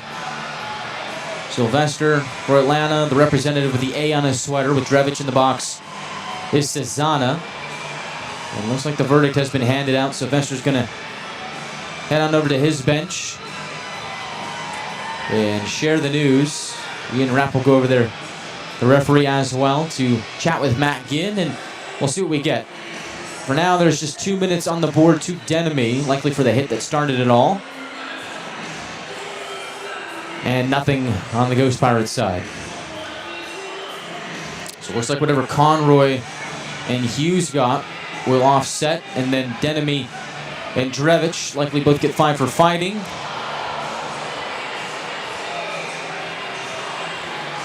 As fans on Flow Hockey see the hit from Denemy on Nas.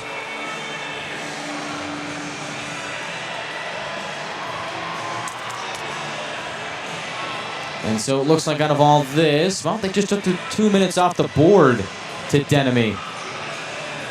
Interesting. So we'll see if this ends up being even strength or a Savannah power play. It's still kind of up in the air. Ghost Pirates sending out 5. And looks like all indicators are that the Ghost Pirates are going to the power play as the Gladiators trot out 4. But the 2 minutes has yet to be added to the scoreboard, so we'll see. I'm going to throw that up here. But I do believe the extra 2 does belong to Denemy. Now back we go to the Beaver, Toyota, and Mazda penalty kill.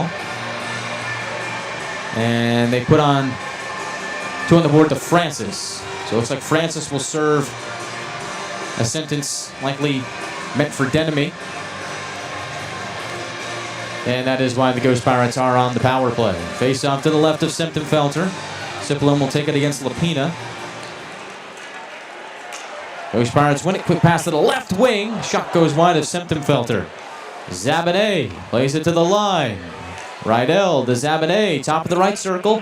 Back to Rydell. High slot, feeds it left. Takes in the return feed for a blast. Semptimphelter the save. Swept away by Mateer to the near corner. And chucked out by Mickey Burns. Cipollone and Mateer both head to the bench. Burns and Nychuk do as well. Personnel change for the Gladiators as Vitelli comes storming back in. Gets checked hard by Jarvis into the near boards. Puck trickles into the near corner. Dug out by Lapina. Finds Davies, who slides it to the line. Over to Vitelli. Top of the right circle. Looking. Feeds it left. Shot by Davies. Hits a stick and goes wide. The backdoor attempt from Vitelli is stopped by Semptimphelter. Vitelli still working on the near boards. Gets it to the point for Zabanet. Feeds it left for Rydell. His shot is rejected by Semptimphelter. And more bad blood. Davies is mobbed after the play. Jarvis talking things over with Lapina. And the Battle of Georgia has gotten hot here in the second period.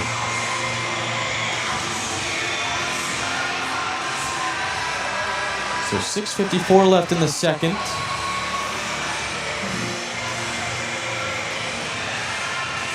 Looks like no penalties there. Both teams will get a sub in personnel.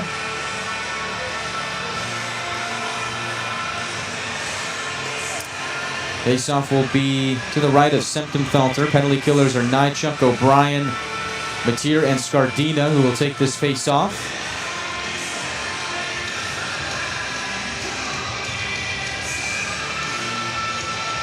And my suspicions were correct. The reason the Ghost Pirates are on the power play is a boarding minor to Denemy. As they win the face-off, take a shot from the line, goes over the head of Semptimphelter. Puck loose in the near corner. Scardina is there. Jolts it to the line, but not out. As the Ghost Pirates burrow their way back to the trapezoid. Between the legs, passed by Hughes, is intercepted by Mateer.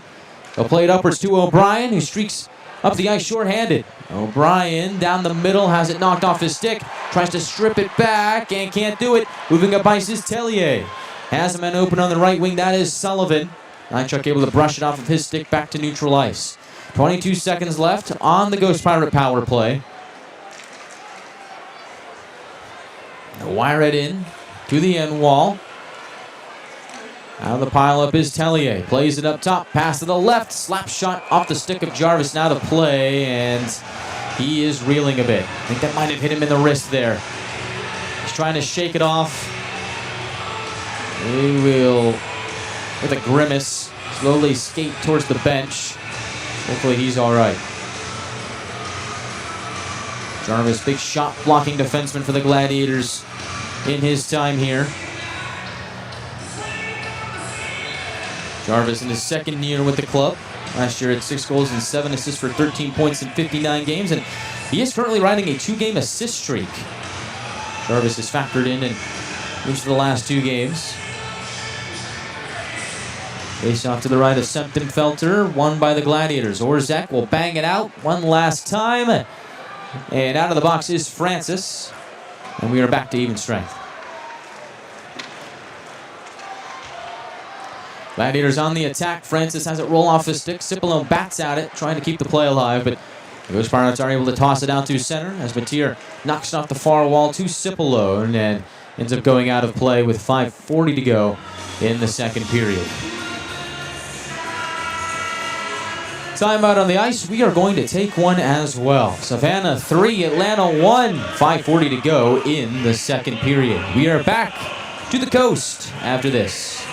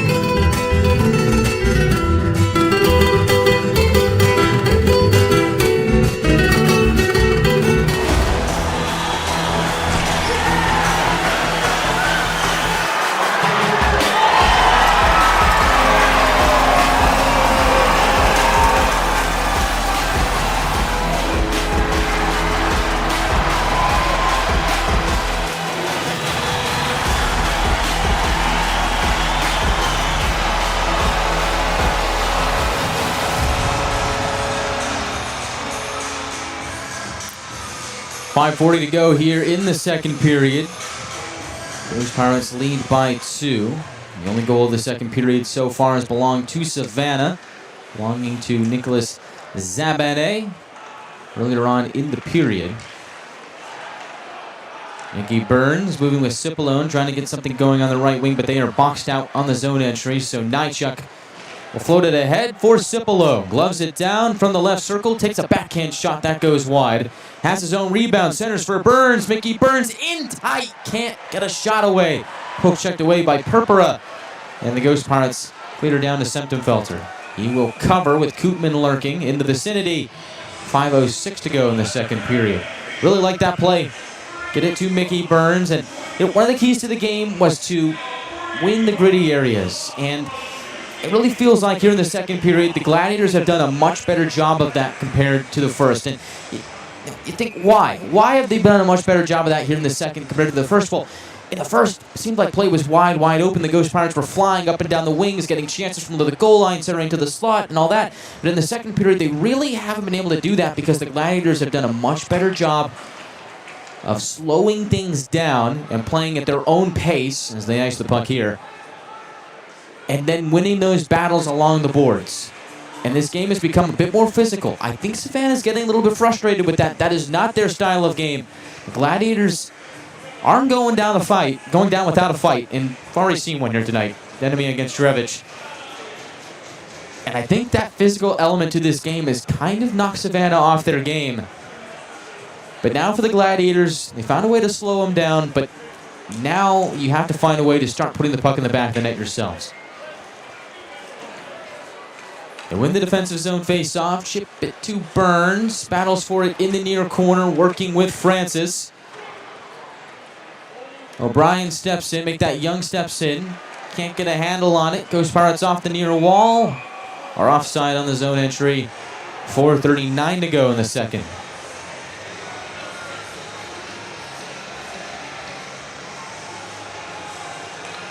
And on comes the first line of Sylvester Young and Nolan completely. The faceoff will be right out at center circle with Conroy and Orzek as the two defensemen.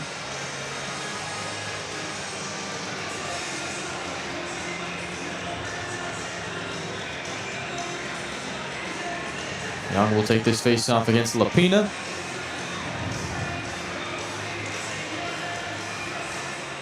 And false start on that draw, so we're going to get to do it again.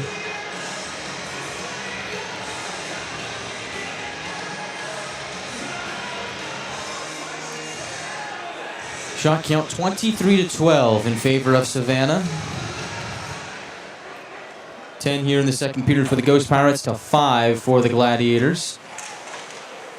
Ghost Pirates dig deep to the near corner. Looking on to his right is Semptimphelter. Sees Young peel the puck away, find Nolan in stride. Pops it down the middle looking for Sylvester. Knifed away by a Ghost Pirate defenseman and back out to center. They'll come back on the attack. Davies shuffles it towards the goal. Sylvester make that Semptimphelter. Is able to get a stick on it. And get it to Sylvester. On the right wing, moves up ice. The captain looking, delays, and is bottled off the puck at the last moment. With defensive stand for Rydell. Now Jarvis. Checked off the puck by Heward, and that'll draw a penalty. With 3:47 to go in the second period, and the Gladiators are headed to the Eco-Electric power play for the first time tonight.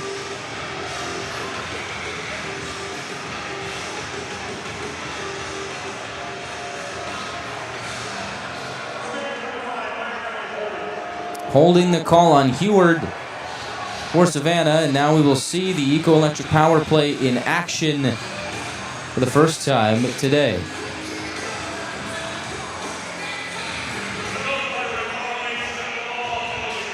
So Heward in the box, 2 for holding. See this Gladiators power play that scored last night, went 1 for 2, and now to 19.1%. That's 12th in the ECHL, going up against one of the best penalty kill units in the league. In Savannah, operating at 86.3%. That's 4th in the ECHL, and they will start this sequence with a clear. Mail it down to Semptimphelter and force him to freeze it. Just 9 seconds into the power play. And to start this power play, they send out the second unit. Cipollone, Francis, Mateer, Burns, and Orzek. And Orzek's been a nice complimentary piece to this new-look second power play unit.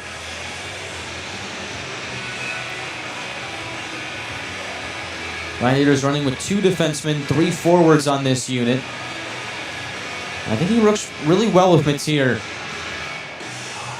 on the power play here, as the Gladiators win a defensive zone face-off and look to turn up ice. Orzek leads the charge. Drops it back for the slingshot pass to Burns.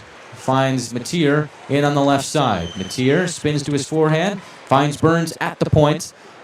Creeping down the left wing wall, quickly jolted to Mateer. Feeds it right for Francis. Back to Mateer, lets it fly. Eaten up by Purpura. 3:11 to go in the second. 35 seconds of power play time already gone off. As it looks like the first unit will head on for the Gladiators. It is Young, Nolan, Nychuk, O'Brien, and Sylvester. Watch out for Cody Sylvester here on this power play. Did score a power play goal last night.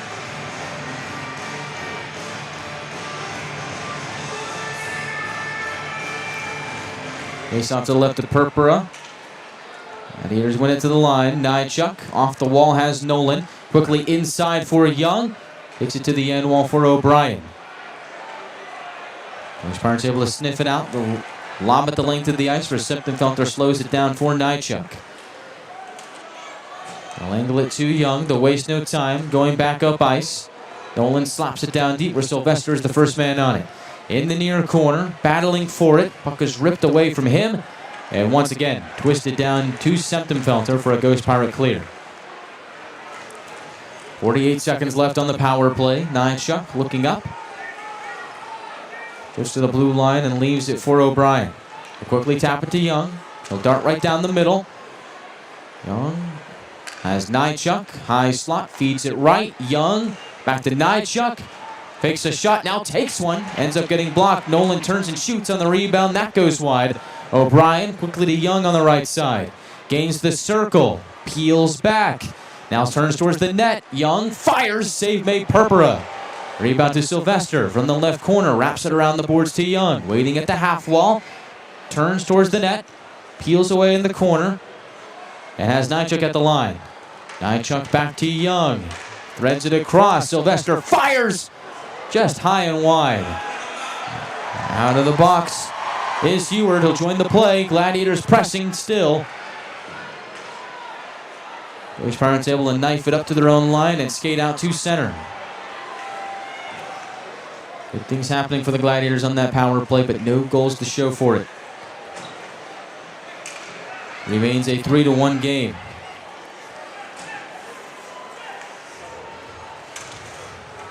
Meanwhile, Savannah trying to add to their lead. Fires a shot over the head of Septenfelter. 1:13 left in the period.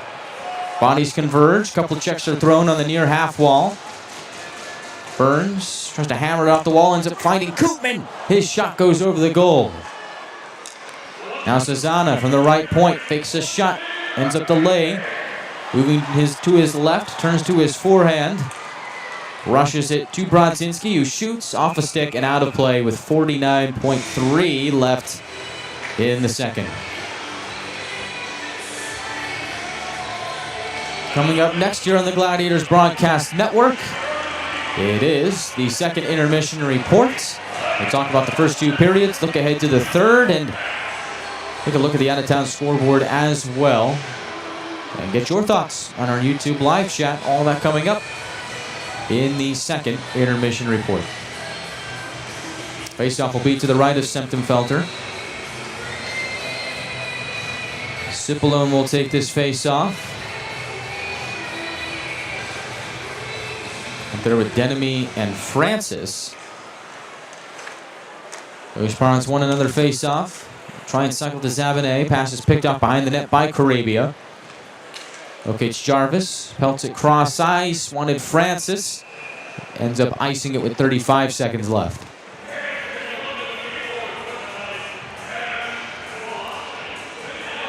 Defensively for the Gladiators, it's been a much better period, but at some point they're going to have to start scoring goals if they want to come back and win this game.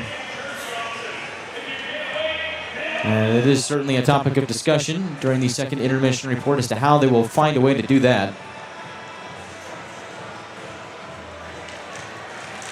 Ghost Pirates lose the puck off the faceoff to Denemy. Turn up ice. Pound it to his right. Francis to the end wall. Tries to take it in. Ghost Pirates able to rub it away. Get out to center. 20 seconds left in the period as they drop it down behind Septenfelter. Arabia is there, backhands it off the near wall and out to neutral ice. Glove down by Cezanna. He'll play it back to his D partner, Rydell, and they will wait out the end of the second period here in Savannah. Period comes to a close with the Ghost Pirates up by 2. 3-1 Savannah leads after 2 periods of play in this one.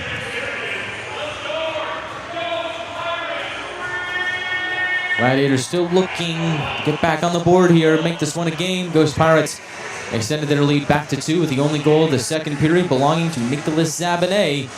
Talk all about it on the other side of the break. It is Savannah 3, Atlanta 1. We are back to Enmarket Arena after this from our local sponsors.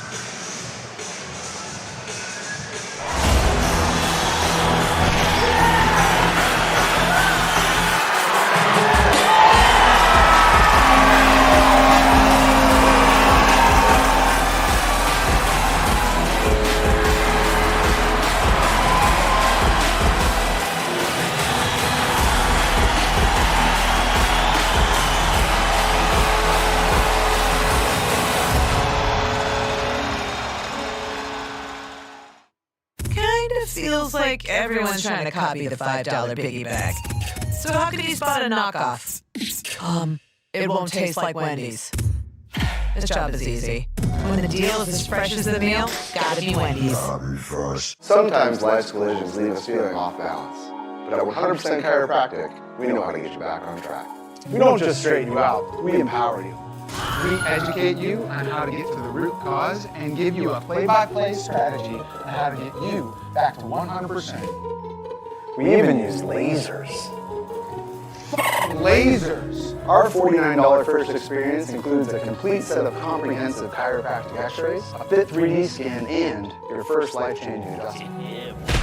Visit us and break the ice. Discover the power of chiropractic care at 100%.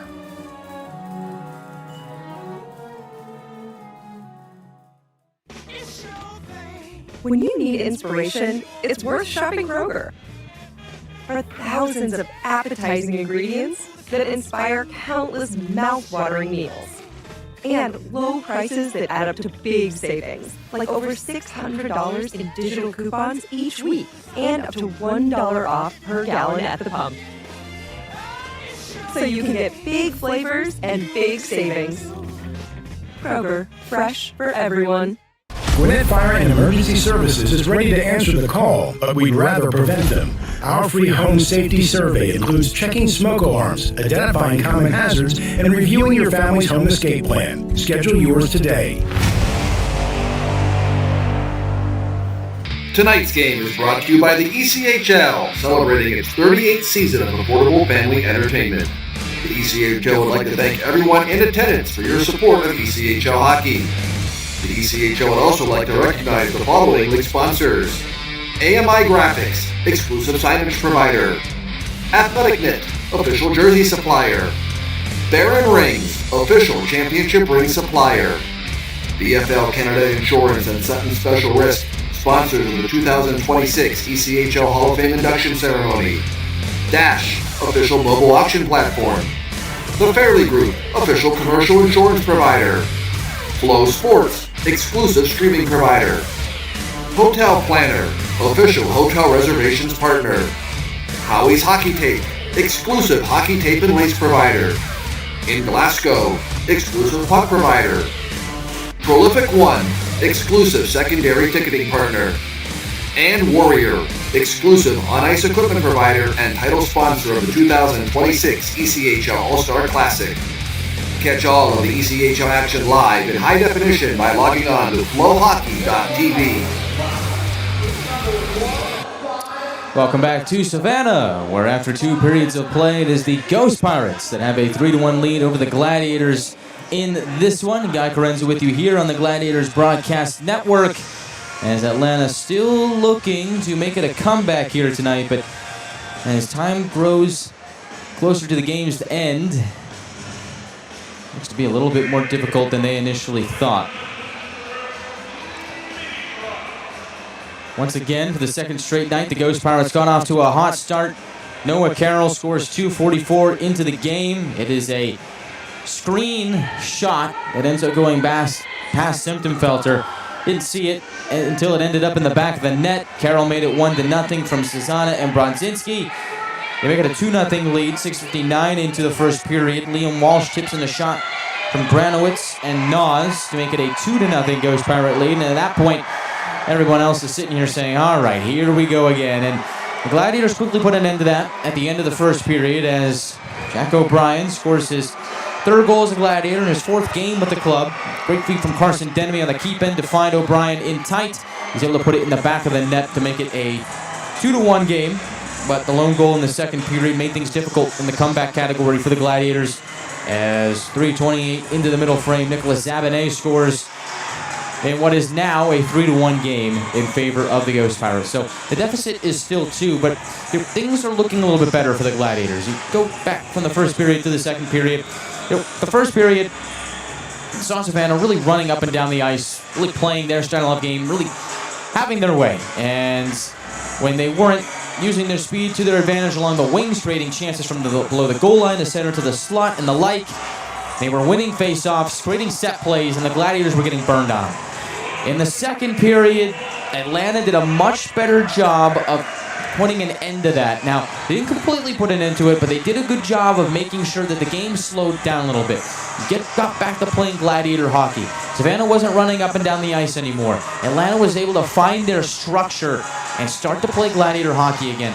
And as a result of that, they got a little bit of chances, but all in all, it ended up becoming a more physical game in this one as Carson Denemy throws a big hit on Evan Nas, and that really got things started. Ends up fighting Logan Drevich.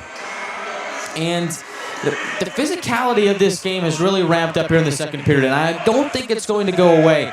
And so I think that benefits the Gladiators as time rolls on, because that is not Savannah's game. Savannah's game is more offense, speed, use your speed to your advantage, score, that whole type of deal. For the Gladiators, it's about structure, it's about defense, it's about goaltending, it's about physicality. And we're starting to see more of that as this game goes on. So I'm starting to think that because this game has gotten more physical, because it's starting to look more and more like Gladiator hockey, I think there is a chance for this Gladiators team to come back on this one. But the glaring issue is the scoreboard. The Gladiators have to find a way to start generating some offense. The Gladiators have been outshot in their last 3 games. They've been outshot in 7 out of their last 10. Now, keep in mind, the Gladiators are 8-2 in their last 10 games. So, obviously, it doesn't really matter all that much what the shot count reads at the end of the night. But the glaring issue is Savannah, 23 shots on goal with 3 goals. Atlanta, 1 goal with 14 shots on goal. For the Gladiators, you got to find a way to get that number up here in the third period. And it is getting to a point where, for a team that favors quality over quantity, sometimes you just got to start letting them fly. We saw Savannah there in the first period, getting some screens, getting some tips. 1 tip is all it takes for the Gladiators to make this a 1-goal game. 1 redirection puts a puck into the back of the net, and then you're looking at a 1-goal deficit again. And that is very much manageable for a Gladiators team that has quickly scored in succession within about a minute, multiple times this season. I think there is a chance, but they have to find a way to start generating more offense. So, to kind of recap my thoughts here, from the start of this game, we saw Ghost Pirate hockey. The Gladiators on their heels, they came out flat again. You get to the second period, it's about a mix of both. More physicality, starting to look more and more like Gladiator hockey. So if the timeline continues and the trend continues, the Gladiators should be in for a big period. Now, I say that with confidence because the third period has been the Gladiators' best scoring period this season. The Gladiators in third periods this year have outscored their opponents 32-21. The plus 11 goal differential is their best out of any period this season. In that same thought, the Gladiators, outside of yesterday's game, had scored in 3 straight third periods. The Ghost Pirates, on the other hand, the third period, they have outscored their opponents 30-26. And the 26 goals in the third period against the Ghost Pirates is the second most out of any period this season. So there are paths to a comeback for the Gladiators in this game. Think about the special teams battle. Kind of opened up a little bit there in the second period. Atlanta, to this point, 0-for-1 on the power play. Savannah 1-for-2. The Zabané goal was scored on the power play, and that made it a 3-1 game. So far, special team battle being won by Savannah, but we've seen times this season where the Gladiators have won games without winning the special teams battle. But think, if this game does end up giving the Gladiators another chance on the man advantage, I like what they did on their chance back in the second period on the power play. Weren't able to score on it, but they looked confident. They looked like they were moving the puck around quite well. And I did that against a Savannah penalty kill that is one of the best in the league, a top 5 unit.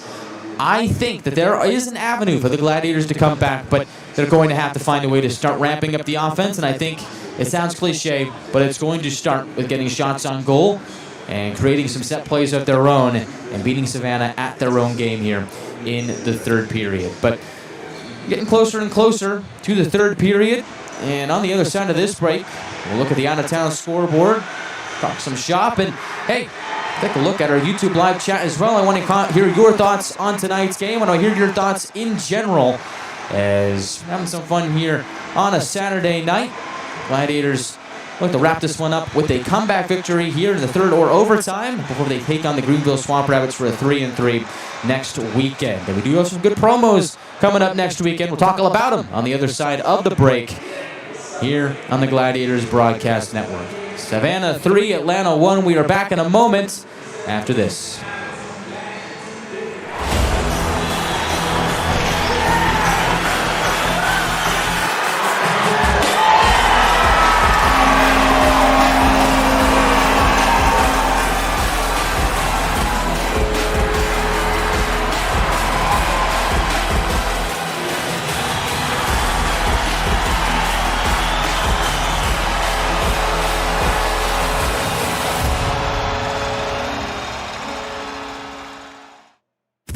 Feels like everyone's trying to copy the $5 biggie bag. So how could he spot a knockoff? It won't taste like Wendy's. This job is easy. When the deal is as fresh as the meal, gotta be Wendy's. Sometimes life's collisions leave us feeling off balance. But at 100% Chiropractic, we know how to get you back on track. We don't just straighten you out, we empower you. We educate you on how to get to the root cause and give you a play-by-play strategy on how to get you back to 100%. We even use lasers. Lasers! Our $49 first experience includes a complete set of comprehensive chiropractic x-rays, a fit 3D scan, and your first life-changing adjustment. Visit us and break the ice. Discover the power of chiropractic care at 100%.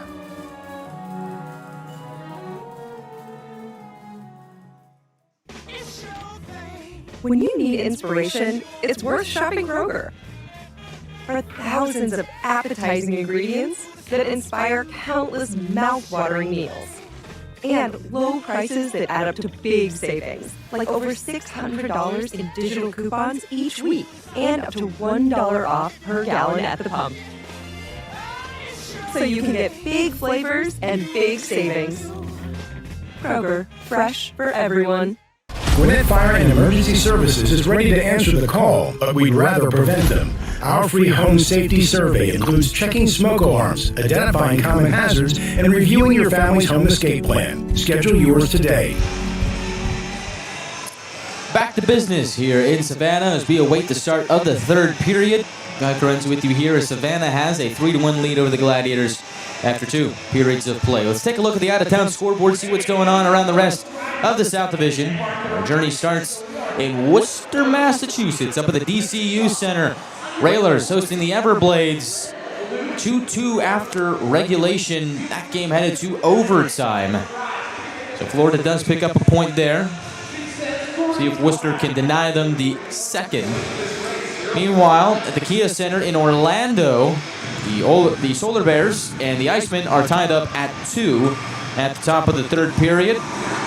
And over at Bon Secours Wellness Arena in Greenville, the Swamp Rabbits and Stingrays are tied at 1. We will see the Swamp Rabbits for 3 straight next weekend. And make sure you've got your tickets for the 18th and the 19th. The 18th is Frosty Boots and Country Roots Night. It's a Western-themed night. We're going to have some fun all night long that day. Actually, it's a day game, so I don't know why I'm saying night. But it is a day game, 3:10 start time on that Sunday game after the Gladiators playing Greenville on Saturday. I'm back home for 2 games. Country Roots, Frosty Roots on Sunday. And then on Monday, we have the sensory-friendly game. So for those of you who have any family members or friends or even yourselves that are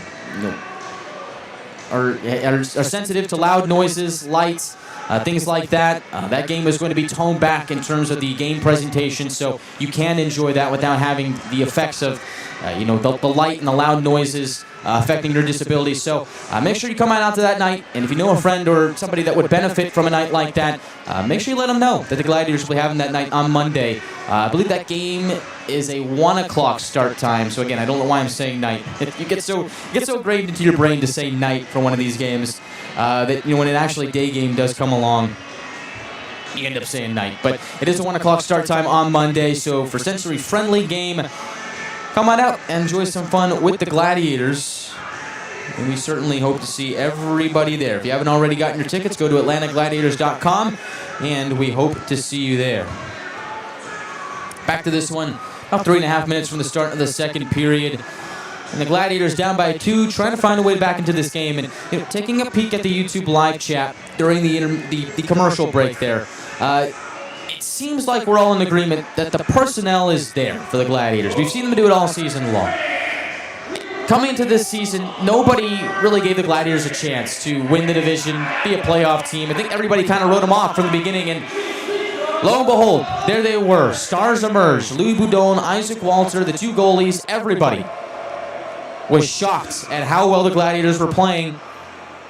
They're right there with the other blades at the top of the division. They still are, despite having those guys leave the team. And so you think about what this Gladiators team has been able to do. It's not so much been about individual success with one star really shining bright. It's more so been about playing as a team, playing and getting things done by committee rather than with help from just 2 or 3 individuals. That's what this Gladiators team has been about this season. And so giving it a little bit more thought during the commercial break, I really do believe that without Louis Boudon, without Isaac Walter, this team still has the capability to win games like this, to be able to score and win on the road. They're just facing a little bit of a speed bump right now that has slowed them down a little bit, but mark my words, once they figure it out, they're going to be dangerous again. And that moment might be right here in the third period of this game. The Gladiators are 2-3 in Saturday night road games, but they are 7-3 in Saturday nights overall. And no one has been bigger so far this season than this one. Ghost Pirates back out of the tunnel for the start of the third period. We'll see the Gladiators make their way out in just a moment. I said it earlier in this game, I'll say it again. It really feels like this one, the Gladiators come back to win it. It is going to start with the play from TJ Semptimphelter between the pipes. He is statistically the league's best. He stepped into the All-Star game, and he has been the Gladiators' MVP so far this season. They're going to need him in this one. It feels like if Savannah gets another, that might be it. But if they're able to hold them here in the third period to 3 on the board, and the Gladiators find their scoring groove, I think that might just be enough for this team to come back and make it a game. That'll do it for the second intermission report here from Enmarket Arena. Good to see a lot of newcomers on our YouTube live chat here today. It's been a lot of fun to see people pop in this season. Tyler Alexander and Stan Martin with some good thoughts here tonight. Hear me out. Adam as well. Good to see Amy Palmer as well. Good to see some faces here in the live chat here from Savannah. Gladiators wearing their white jerseys with blue numbers and Gladiator gold triple sweep from left to right here in the third period. Ghost Pirates wearing specialty jerseys with numbers that are kind of tough to spot. It is a gray jersey with black numbers and an orange outline, but the numbers have this stylized font because it's Harley Davidson night here at Enmarket Arena. They will skate from right to left in the third period as we get started for an exciting finish here from the coast.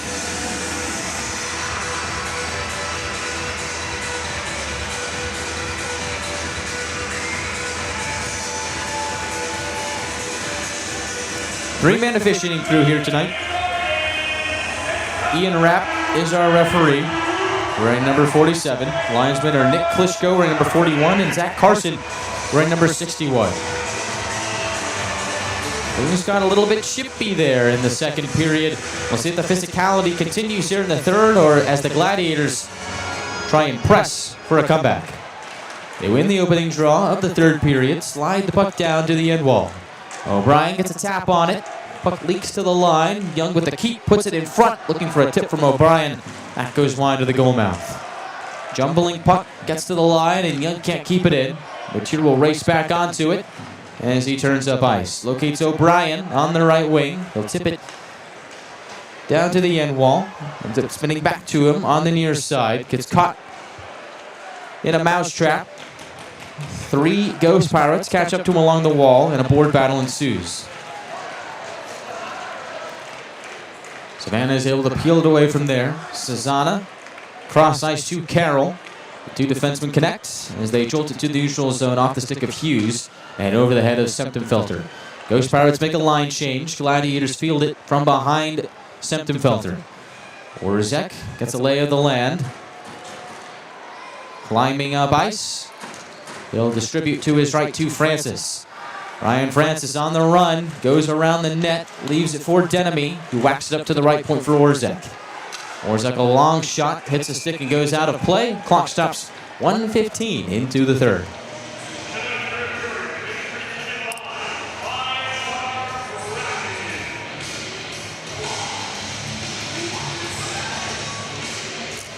as we suspected as the night went on. Some personnel changes for the Gladiators. We've already seen a few made so far here tonight. A little bit of shuffling. Now we see Denemy with Cipollone and Francis, as the face-off is to the left of Purpura in the near circle. Gladiators win that face-off. Cipollone steers it to the far corner. Wanted Francis, but he's cut off by Granowitz. Ghost Pirates field the puck, try and get it out. Bouncing puck to Granowitz, shuffles it to Walsh, winding down the left wing. Leon Walsh with the goal here today. Puts on the brakes, scoots it deeper from the near corner. Back up the wall they go. Ghost Pirates can't hang on to it at the left point, as Nas trapped up by Cipollone.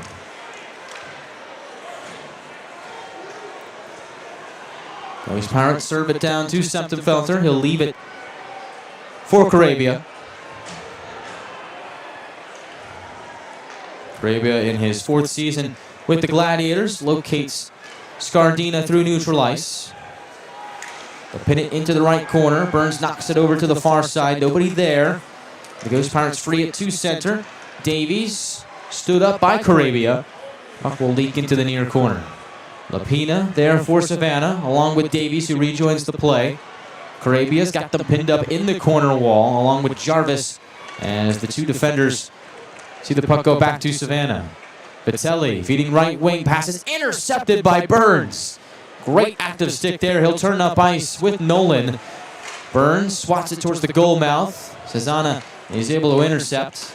They'll rush it right wing for Carroll as the Ghost Pirates climb back up ice. They turn it over to Nychuk as they turn towards the goal. They'll go off for a line change as Nychuk gains the red line. Gets over Savannah Blue. Nychuk to the inside for Morgan, and he just can't get a shot away. One too many dangles, but the chance was there. Matier keeps it alive. He'll fire. Save made by Purpura. He hangs on with 16:52 to go in the third.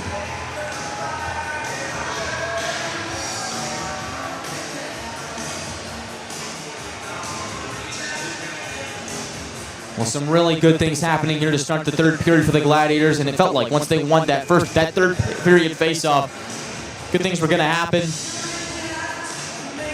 And they've done a really good job of getting some sustained offensive zone time, creating some chances, limiting Savannah's chances up ice. And now the first line back out there, O'Brien, Sylvester, and Young. And we'll see if they can build upon the previous few shifts. Savannah wins the face-off. They'll plug it out to center. Drevich takes it from the right wing and pops it down to the goal line. From behind the net, Young tries to leave it for a trailer. Ghost Pirates are able to step in front of it with a board battle ensuing in the far corner. Savannah wins it. They'll play it to the line. Heward can't keep it alive. Ends up jumping over his stick, so he has to hunt it down in his own zone. Heward being pestered by Sylvester. Almost a turnover, and now they have it. O'Brien in the near corner.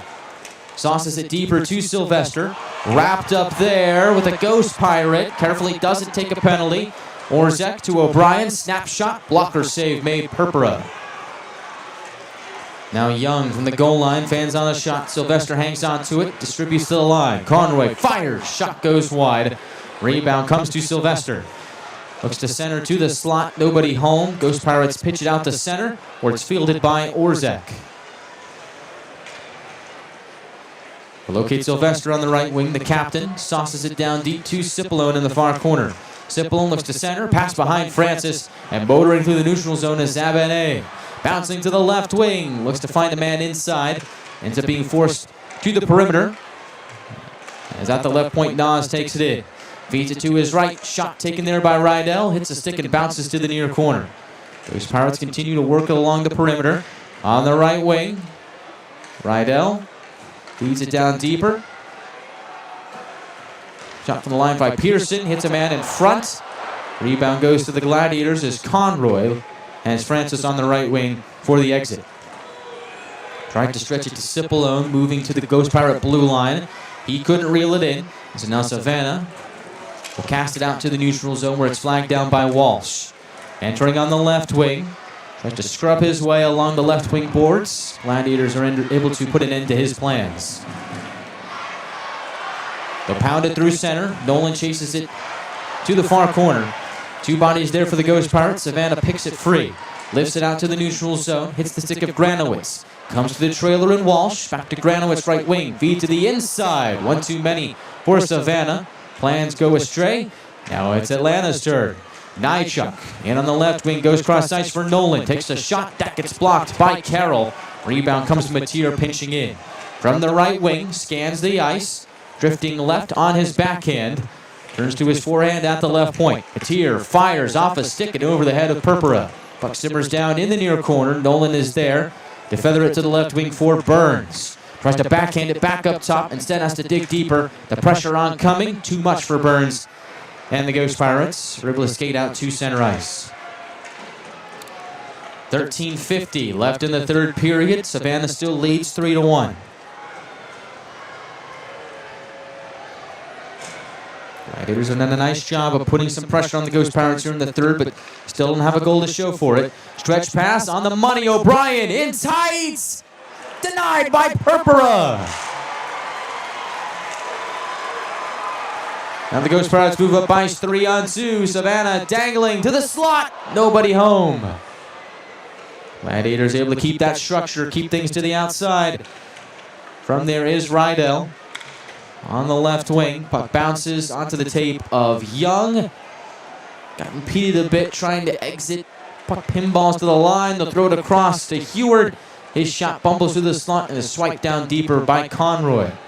Lapina drags it to the right wing, centers for a chance for Nas. Dangles and fires. Septenfelter stops it, and he grabs it with 12:54 to go. Savannah's best chance of the period is thwarted by TJ Septenfelter. 12:54 left in the third period. Ghost Pirates by 2. They lead it 3-1. When we come back to Enmarket Arena in Savannah.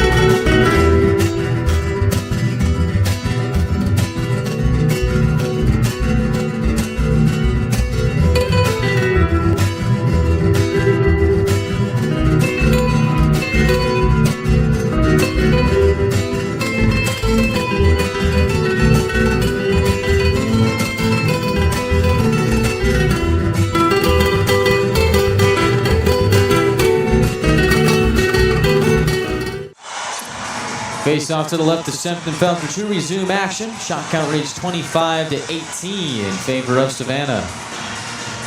Cipolone will take this face off for the Gladiators. Sullivan wins it for Savannah. Nas drifting left takes a shot. Septenfelter eats it with 12:47 to go.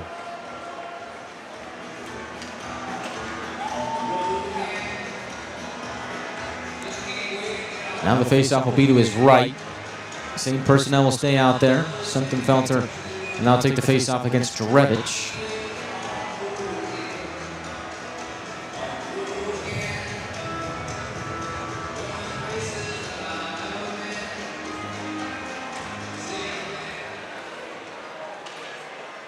Shot from the line. Pinballs wide of Septenfelter.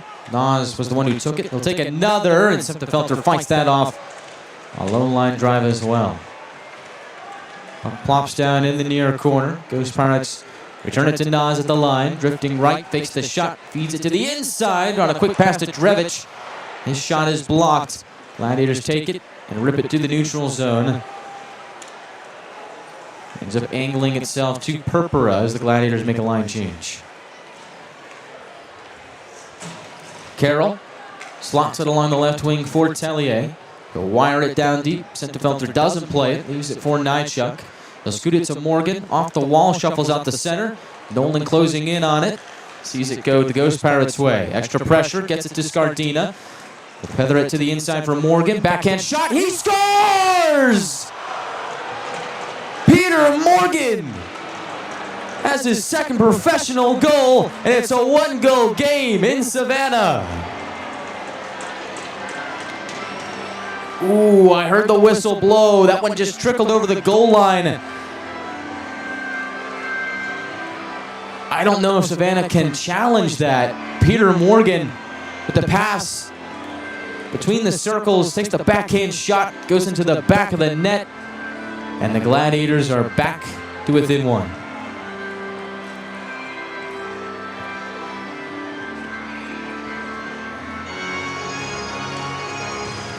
So they win the ensuing face-off. Good goal from Morgan. His second of his pro career makes it a one-goal game here in Savannah. He'll stay out on the ice. Chases a puck near Purpura. Ghost Pirate netminder slaps it out to center. Return to his area by Atlanta.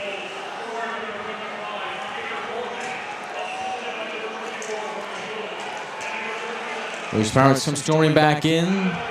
Offside with 11:17 left. And time dripping up the clock. They're going to have to fix that. Should be about 11:18.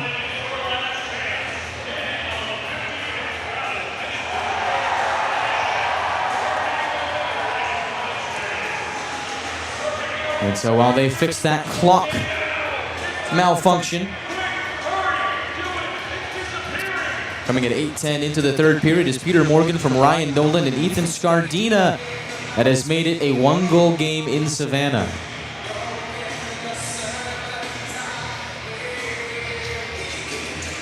And there's a sneaky shot from Morgan. Ended up having a little bit more steam on it than I think Purpura initially thought. He made the initial save, but the puck leaked out between his five-hole into the back of the net.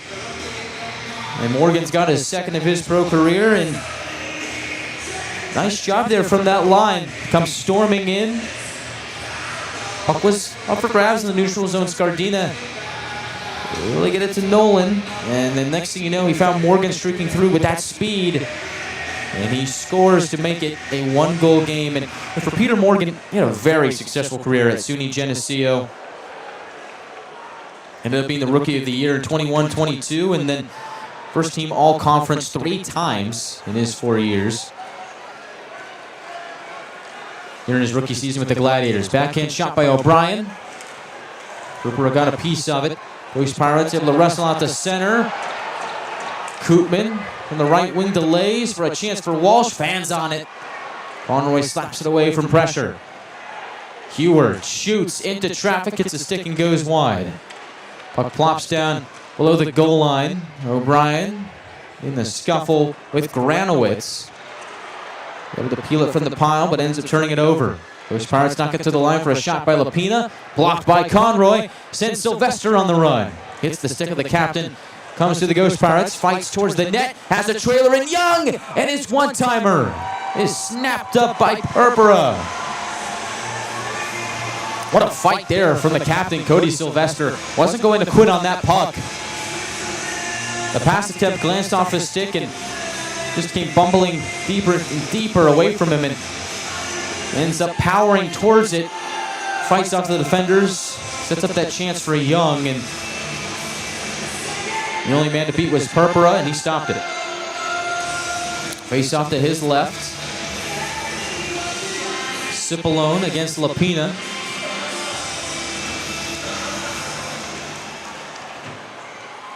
These Pirates win it. Helped it to the neutral zone. Gladiators scramble to get back on side as Mateer wobbles it around to the near boards. Entering attempt held in for now by Francis. In the pickle with Davies and Lapina. Denemy and Cipollone join the fray, and Nychuk will get a piece of it as well. Numbers on the Gladiators side, they keep it in. Denemy to Francis, broken up by Davies. Now Nychuk fakes a shot, now takes one, rubbed off his stick. Chance for Davies up ice. Catches up to it on the right wing and centers. And on the back check, Denemy able to get a stick on it. Players collide behind Semptenfelter, and oh no, looks like They are in need of some assistance, both the Gladiator and the Ghost Pirate. And as of right now, I can't quite tell who it is. I think it's Matier behind Semptifelter and Davies for Savannah. And Matier is in some discomfort.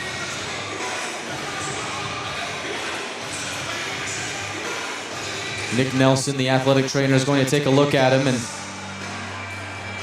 Matier back up on his own feet, hobbling to the Gladiators bench. Davies back up to his feet as well. But that is a tough, tough play there. Both guys just colliding at the end wall. And Matier is going to stand on the ice to see if he can shake this off. No, looks like he's going to skate to the tunnel and receive some medical attention. But good to see him skating under his own power. Hopefully he is all right. And the same to Josh Davies, who appears to be remaining in the game. Gladiators 2, Ghost Pirates 3. We are back to Savannah after this.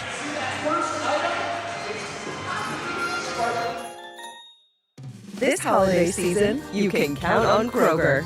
You get up high quality and down low prices. Up high quality with our exclusive brands and down low prices on all your holiday needs. Because at Kroger, quality and low prices always come together. Kroger. Fresh. Kind of feels like everyone's trying to copy the $5 biggie bag. So how can you spot a knockoff? It won't taste like Wendy's. This job is easy. When the deal is as fresh as the meal, gotta be Wendy's. Gwinnett Fire and Emergency Services is ready to answer the call, but we'd rather prevent them. Our free home safety survey includes checking smoke alarms, identifying common hazards, and reviewing your family's home escape plan. Schedule yours today. Savannah leads 3-2 here with 9:35 left in the third period. Before we went to break, Jack Matier and Josh Davies collided into the end wall behind TJ Semptifelter. Matier has since left the game to receive medical attention down in the Gladiators locker room, which is not connected to the bench. So Matier had to skate all the way across the ice to the tunnel and then walk down to the locker room. So good to see him on his own feet, under his own power, but for now is out of the game. And for the Gladiators, Zach Yoder has dressed tonight. Ended up dressing as a forward here today, but now with the loss of Matier for who knows how long, see if he'll start playing as a defenseman in this game. Atlanta chucks it in deep. Ghost Pirates quickly get out to center. Springing into action is Sullivan from the right wing. He'll angle it off the end wall to Drevich. Slams it back towards Sullivan. Ends up clambering along the near wing, and Nolan has it. He'll skate in on the right side. Tries to cut towards the net. Ends up getting boxed off the puck, and Heward will shimmy it to the neutral zone for Brodzinski. Drop past Drevich. Shoots! And wanted a man backdoor, and Heward and Jarvis sprawled out to get a piece of it. Now Sylvester knocks it off the wall. He's got some separation. Sylvester fires, save made, Erpera. Puck rolls out the center. Conroy slams it back in. Purpura lays it to his right behind the net. They'll steer it to the right wing, try and chip it out, and they do. Zabanet off the wall has Tellier. They'll fling it in, and Semptifelter will come out to slow it down. 8:10 left in the third period. In the far corner, Orzek has it. Scoots it over to Young on the right wing. Sidesteps the pressure from Nas. Chips it ahead to Conroy. The defenseman comes on the right side, looks to center. Broken up by Tellier, but Conroy has the rebound. Jolts it to the line. Orzek a shot. Gets deflected wide. Puck leaks over to the near side, and they'll battle for it. Out of the sparring matches, Pearson squibs it to the right wing. Conroy pinching again. Able to keep thanks to O'Brien. His shot goes wide, and now the Gladiators pull back and get a line change in. Nychuk deep in his own end of the ice. Now playing with Carabia due to the absence of Matier.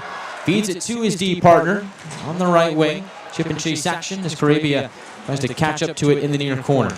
Savannah is able to wedge him off of it. Scoot it back out to center.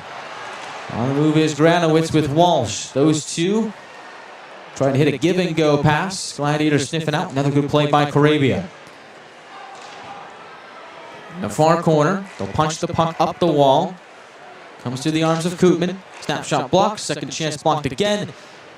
And on the rebound, we'll juggle it in the far corner before getting checked off of it by Denemy.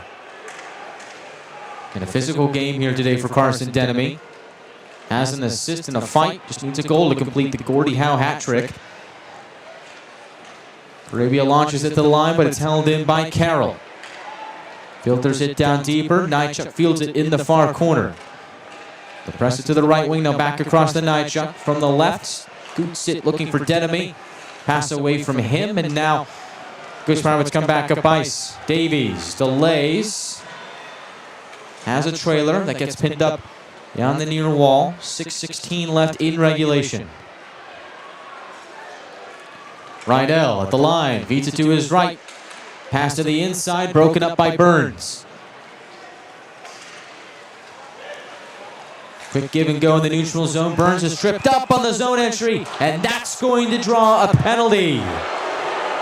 Gladiators will get a chance on the Eco-Electric power play when we come back to the coast. This could be the pivotal moment in the game that the Gladiators need. They will look to tie the game on the man advantage when we come back to Savannah.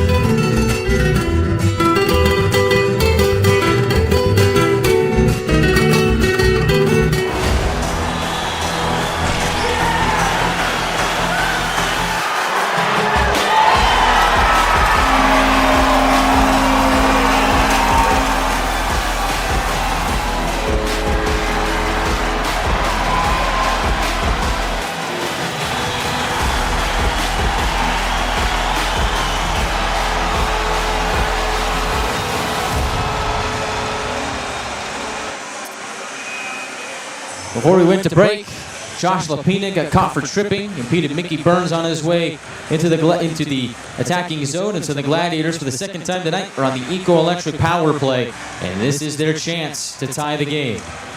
They win the faceoff. Young at the line. Drifting right, takes a shot into the belly of Purpura, and he'll hang on. 6 seconds gone by on the power play.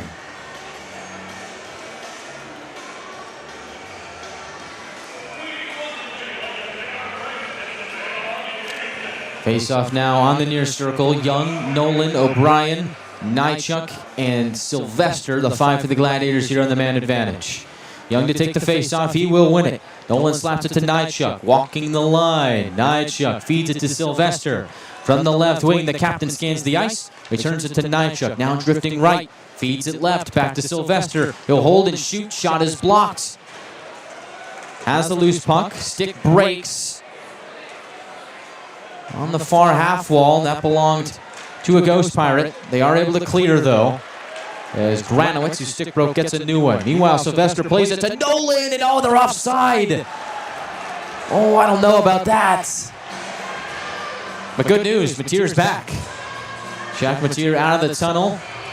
Will skate back to the Gladiators bench. Very good sight to see. Glad he's all right.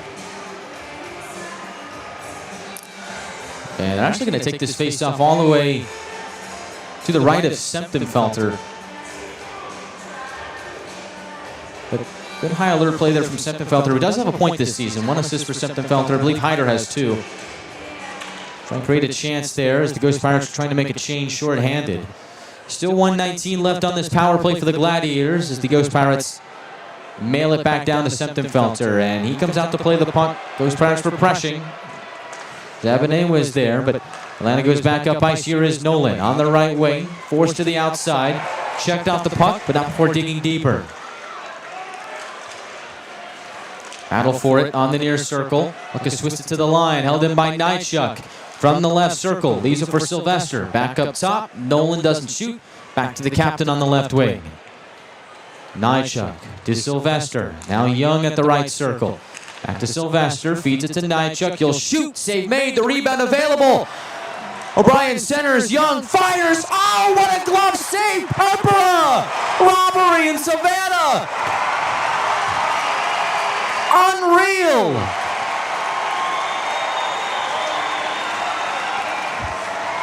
What a stop! And Young, if he just shoots that as soon as he gets it, he probably scores, but one extra stick tap. And that's all that Purpura needed to flash out the leather and snag it.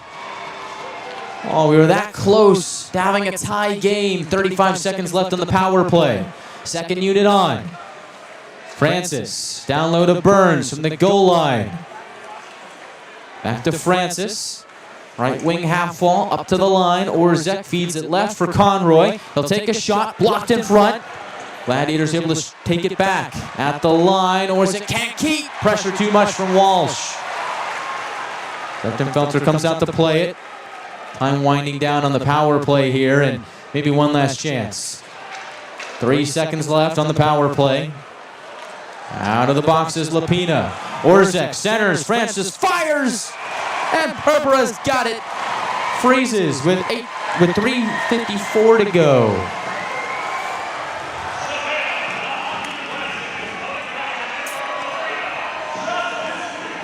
Again, some really good things going on that power play for the Gladiators, and Vinny Purpura has come to play.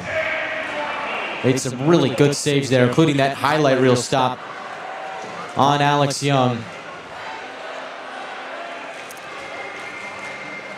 And now with 3:54 to go in the third, we'll keep an eye on Semptimphelter to see when the Gladiators might pull him if they're still down.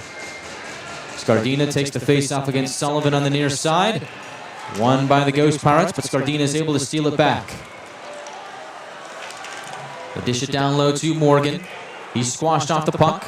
Nightchuck keeps it in at the line, able to find Scardina. He'll hold, shoot, just high and wide. Now Nightchuck from the near corner. Tries to get it to the line, taken away by Sullivan. Morgan joins the pileup. Nightchuck gets back into defensive positioning. From the line, keeps it in again. Feeds it to Mateer. Mateer fakes the bomb, centers inside looking for Scardina, but couldn't reel it in. Ghost Pirates clear, 3:13 to go. Scardina lifts it into Ghost Pirate territory. That line heads off to the bench. Savannah with it, looks up ice, gnaws. Stutter step. Weaves his way into Atlanta ice. Bangs it off the glass near Semptimphelter, and to slow it down and get it to Orzek. He'll chip it ahead. Hits a leg and comes to Pearson. Goes Pirate defenseman.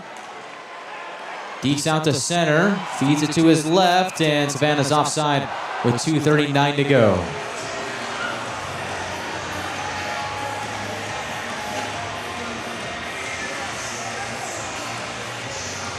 Shot count is 28-26 in favor of Savannah. And all night long, the Gladiators have been chasing the Ghost Pirates in the shot count. They've outshot them 12-5 here in the third. The question is it too little, too late?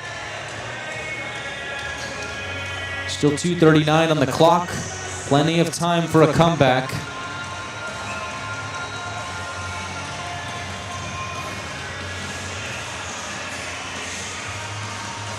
It is worth noting that this is the third game of a 3-3 for the Ghost Pirates. Played on Thursday against Orlando and won, and then, of course, yesterday at Atlanta Reno, defeating these Gladiators 5-2.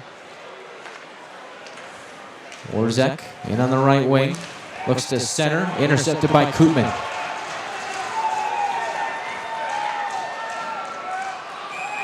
Gladiators offside, 2:18 to go in the third. Orzek got checked, tried to rejoin the play. Couldn't get back in time, and so now 2:18 left in the third. We get a stoppage, and I think they're going to call that an intentional offside. So they're going to bring this face-off down near Semptimphelter to his left.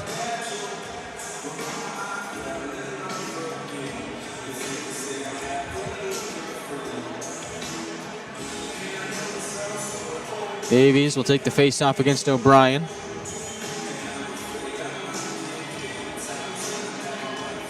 Savannah wins the face-off. Cross ice, Rydell fires, blocker saves Septemfelter, punches it to the near corner. Young is there. Gives it to Nychuk. Now Matier stationed behind Septemfelter, stretches it up to Nychuk. And the Gladiators will enter the offensive zone. 1:55 to go, under 2 minutes. Ghost Pirates bang it through center, and no icing as Matier chases it back behind Septemfelter. Finds Young on the right wing. They'll plug it ahead. Again, Savannah able to shut down the zone entry. Push it back into Atlanta ice, and Septemfelter has to wait to come off. Through center again. No icing. They drive it down. Purper to play it. Gladiators get a line change in. Ghost Pirates lift it to the neutral zone. Puck bounces away from Francis. Koopman chases behind Septemfelter. No icing as he beats it out. Gladiators try to wrestle it away, and they do. Francis comes out to center. Drifting right. 70 seconds to go. Pelts it into the attacking zone. Purpura plays it out. Septemfelter to the bench. Net is empty. Ghost Pirates fling it down. That should be an icing, and it will be with 1:01 to go.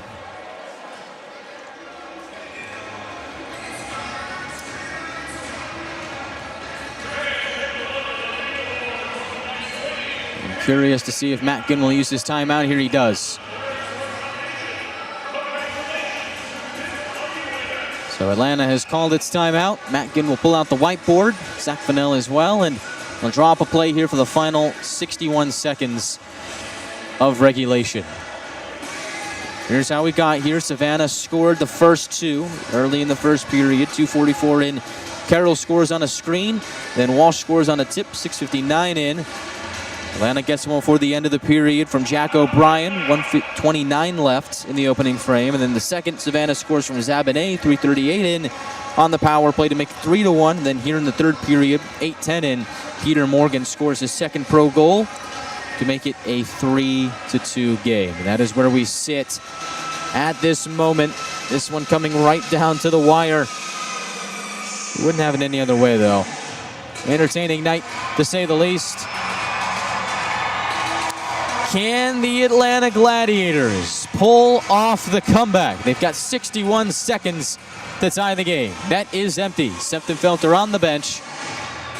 The 6 for Atlanta: Nolan, Sylvester, Young, Nychuk, Cipollone, and O'Brien. Face off to the right of Purpura. O'Brien will take the face-off against Walsh. Do they have another magic moment in them? We're about to find out. Face-off one, shot to the goal, sticked away by Purpura. Cipollone with the chance. Now Sylvester keeps it in at the line, flings it across to Nychuk. Back to Sylvester, plays it to the goal line. O'Brien, back to the captain. Drifting left in the high slot, down to O'Brien on the goal line. And a good active stick by Rydell sends it out of play with 43.5 to go. Well, it starts with a good face-off win from O'Brien. Sets up the chance for Cipollone on goal. Purpura is there to make the save, and now see a face-off to his left. Same personnel out there for the Gladiators.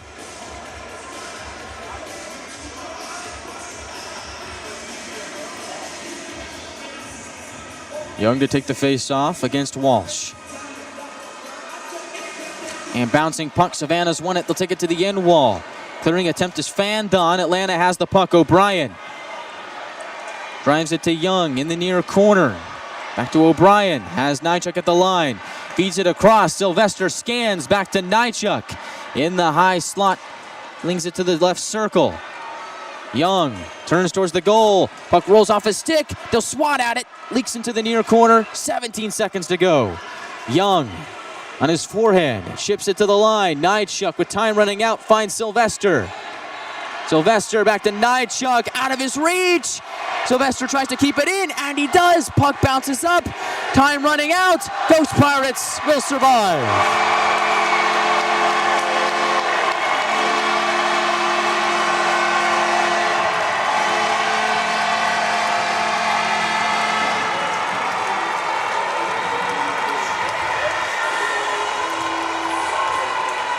furious sequence from the Gladiators at the end. They gave it everything they had, but could not get the job done to force overtime.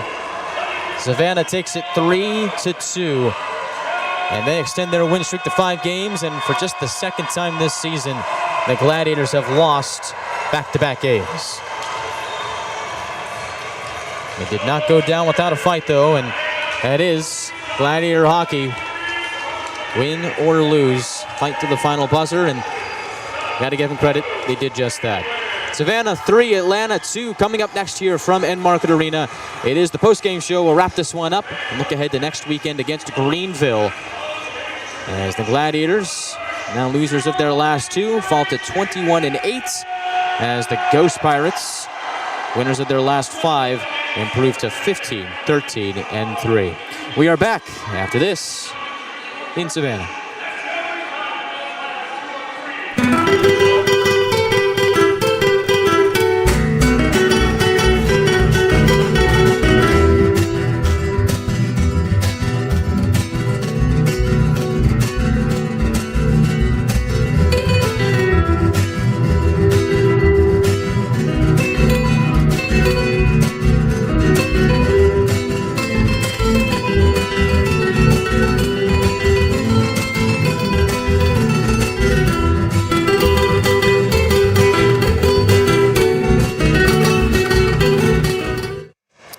Final score from the coast. Savannah Ghost Pirates defeat the Atlanta Gladiators 3-2.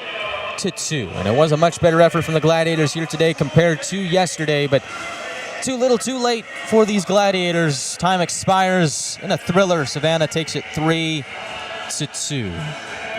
Here's how it all broke down. Kind of went in phases in this game. Started with Savannah being the better team, and it ended with the Gladiators being the better team. But again, too little too late for the Gladiators. Savannah scores early and quick, and twice in the first period. 2:44 into the first period. Noah Carroll scores on a screen in front of Semptenfelter to make it a 1-0 lead early, followed by a goal 6:59 in from Liam Walsh on a tip-in, and a long shot from Granowitz and Nas to make it 2-0 Ghost Pirates. Get to the end of the first period. Looked like Savannah was going to take a 2-goal lead into the locker room, but Carson Denemy and Jack O'Brien say, hold your horses. Here you go, and they get the Gladiators on the board. Ghost Pirates can't get out of their zone. Denemy able to find O'Brien. First shot denied, second shot is good. Gladiators make it a 2-1 game after 20, and they were being outshot 13-7 after 1. Get to the second period, things a little bit better. Things get a bit more physical and chippy. We see Denemy throw a check on Nas, get into a fight with Drevich. Gladiators slowly starting to transform this game into Gladiator style of hockey as opposed to Ghost Pirate style of hockey, but it is Savannah that scores. 3:38 into the second period. Zabanet from Drevich and Rydell on the power play makes it 3-1, and that does end up being the game-winning goal because despite good effort from Morgan to score in the third period to make it 3-2, the second pro goal from Nolan and Scardina, it is not enough. Savannah able to hang on with a 3-2 victory thanks to some key stops from Vinny Purpura, and he really has been their catalyst into turning their season around. He is one of the reasons why they've won 5 games in a row. Stability in between the pipes for the Ghost Pirates is exactly what they needed, and with Purpura, they've gotten that. The trade with the Reading Royals has impacted the Ghost Pirates for the better, and that was a trade that was actually made at the AHL level. Charlotte, Lehigh Valley. Yeah, so they end up getting Purpura, who's now on a Charlotte deal on the AHL side, and ends up coming up big in this game and robs Alex Young late in the period. And throughout much of the game, as the Gladiators tried to climb back into it, Purpura was there to make sure that they couldn't climb back in. And so you got to give him a lot of credit. Purpura ends up stopping 24 of 26. TJ Semptenfelter, 25 of 28. His 7-game win streak comes to an end, and the Gladiators have lost back-to-back games for the second time this season. The first time Atlanta has lost back-to-back games since November 14th and November 15th against South Carolina and Jacksonville, both of those games on the road. So now you look ahead to the next game against Greenville, and this is a chance for the Gladiators to get back to their A game. So far this season, the Gladiators have been dominant, to say the least, against the Swamp Rabbits, and maybe that that familiar feeling, the I-85 rivalry, maybe that's what the Gladiators need to get back to playing their style of game. There's been a lot of questions about... I got to give this guy a shout out. Jacob Noterman, you're the best, man. For those of you on the YouTube side, he's been having some fun all night long. One of the fun parts about coming to Savannah here at Enmarket Arena.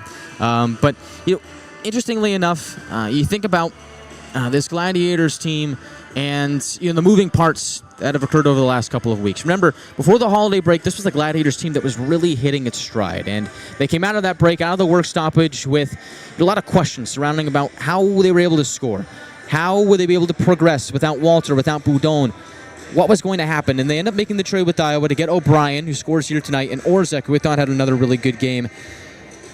And give this Gladiators team a little bit of time. Yes, O'Brien has had an immediate impact. Orzek, a goal and assist in his first game, has been getting better and better with the Gladiators as this season rolls on and he gets more acclimated to his new team. But guys will step up. I'm confident the guys will step up. But I think for this Atlanta team, it's going to take them a little bit of time. And the good news is they have a lot of time. Okay, that was game number 29 of the season.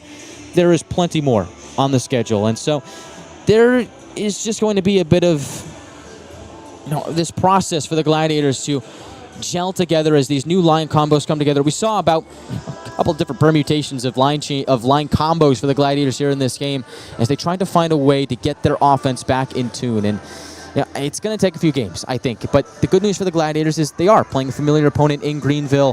3 straight games on Saturday, Sunday, and Monday on MLK Day. So I think look for that weekend to be big for the Gladiators, because then you're looking at, Orzek and O'Brien getting into their 7th games by the end of it with the Gladiators by the end of that weekend.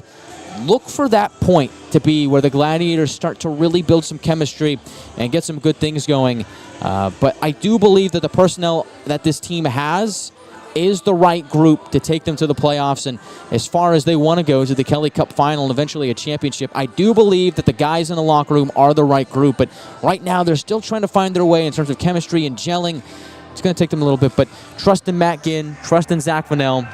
Remember, they've had this team up and ready to go all season long. No reason to lose your faith now. We'll have this team on the right side up come next weekend, I firmly believe. That'll do it for us here in Savannah. Gladiators try them out the comeback, but too little too late. Final score, Savannah 3, Atlanta 2. I'm Guy Chiarenza saying good night and so long here from Savannah. I'd like to give a big shout out and a thank you to the Ghost Pirates for their hospitality this weekend, or I guess I should say here tonight on the Home and Home. It's been a lot of fun, and we'll head back home for practice this week, and then 3-3 with the Swamp Rabbit. Should be fun. I'm Guy Chiarenza saying good night and so long, and thank you for watching this presentation of the ECHL. See you back next weekend at Gas South Arena. January 18th, Frosty Boots and Country Roots Night at Gas South Arena. And then Monday, MLK Day, the Sensory Friendly game. Make sure you got your tickets if you don't already have them. And I'll see you there.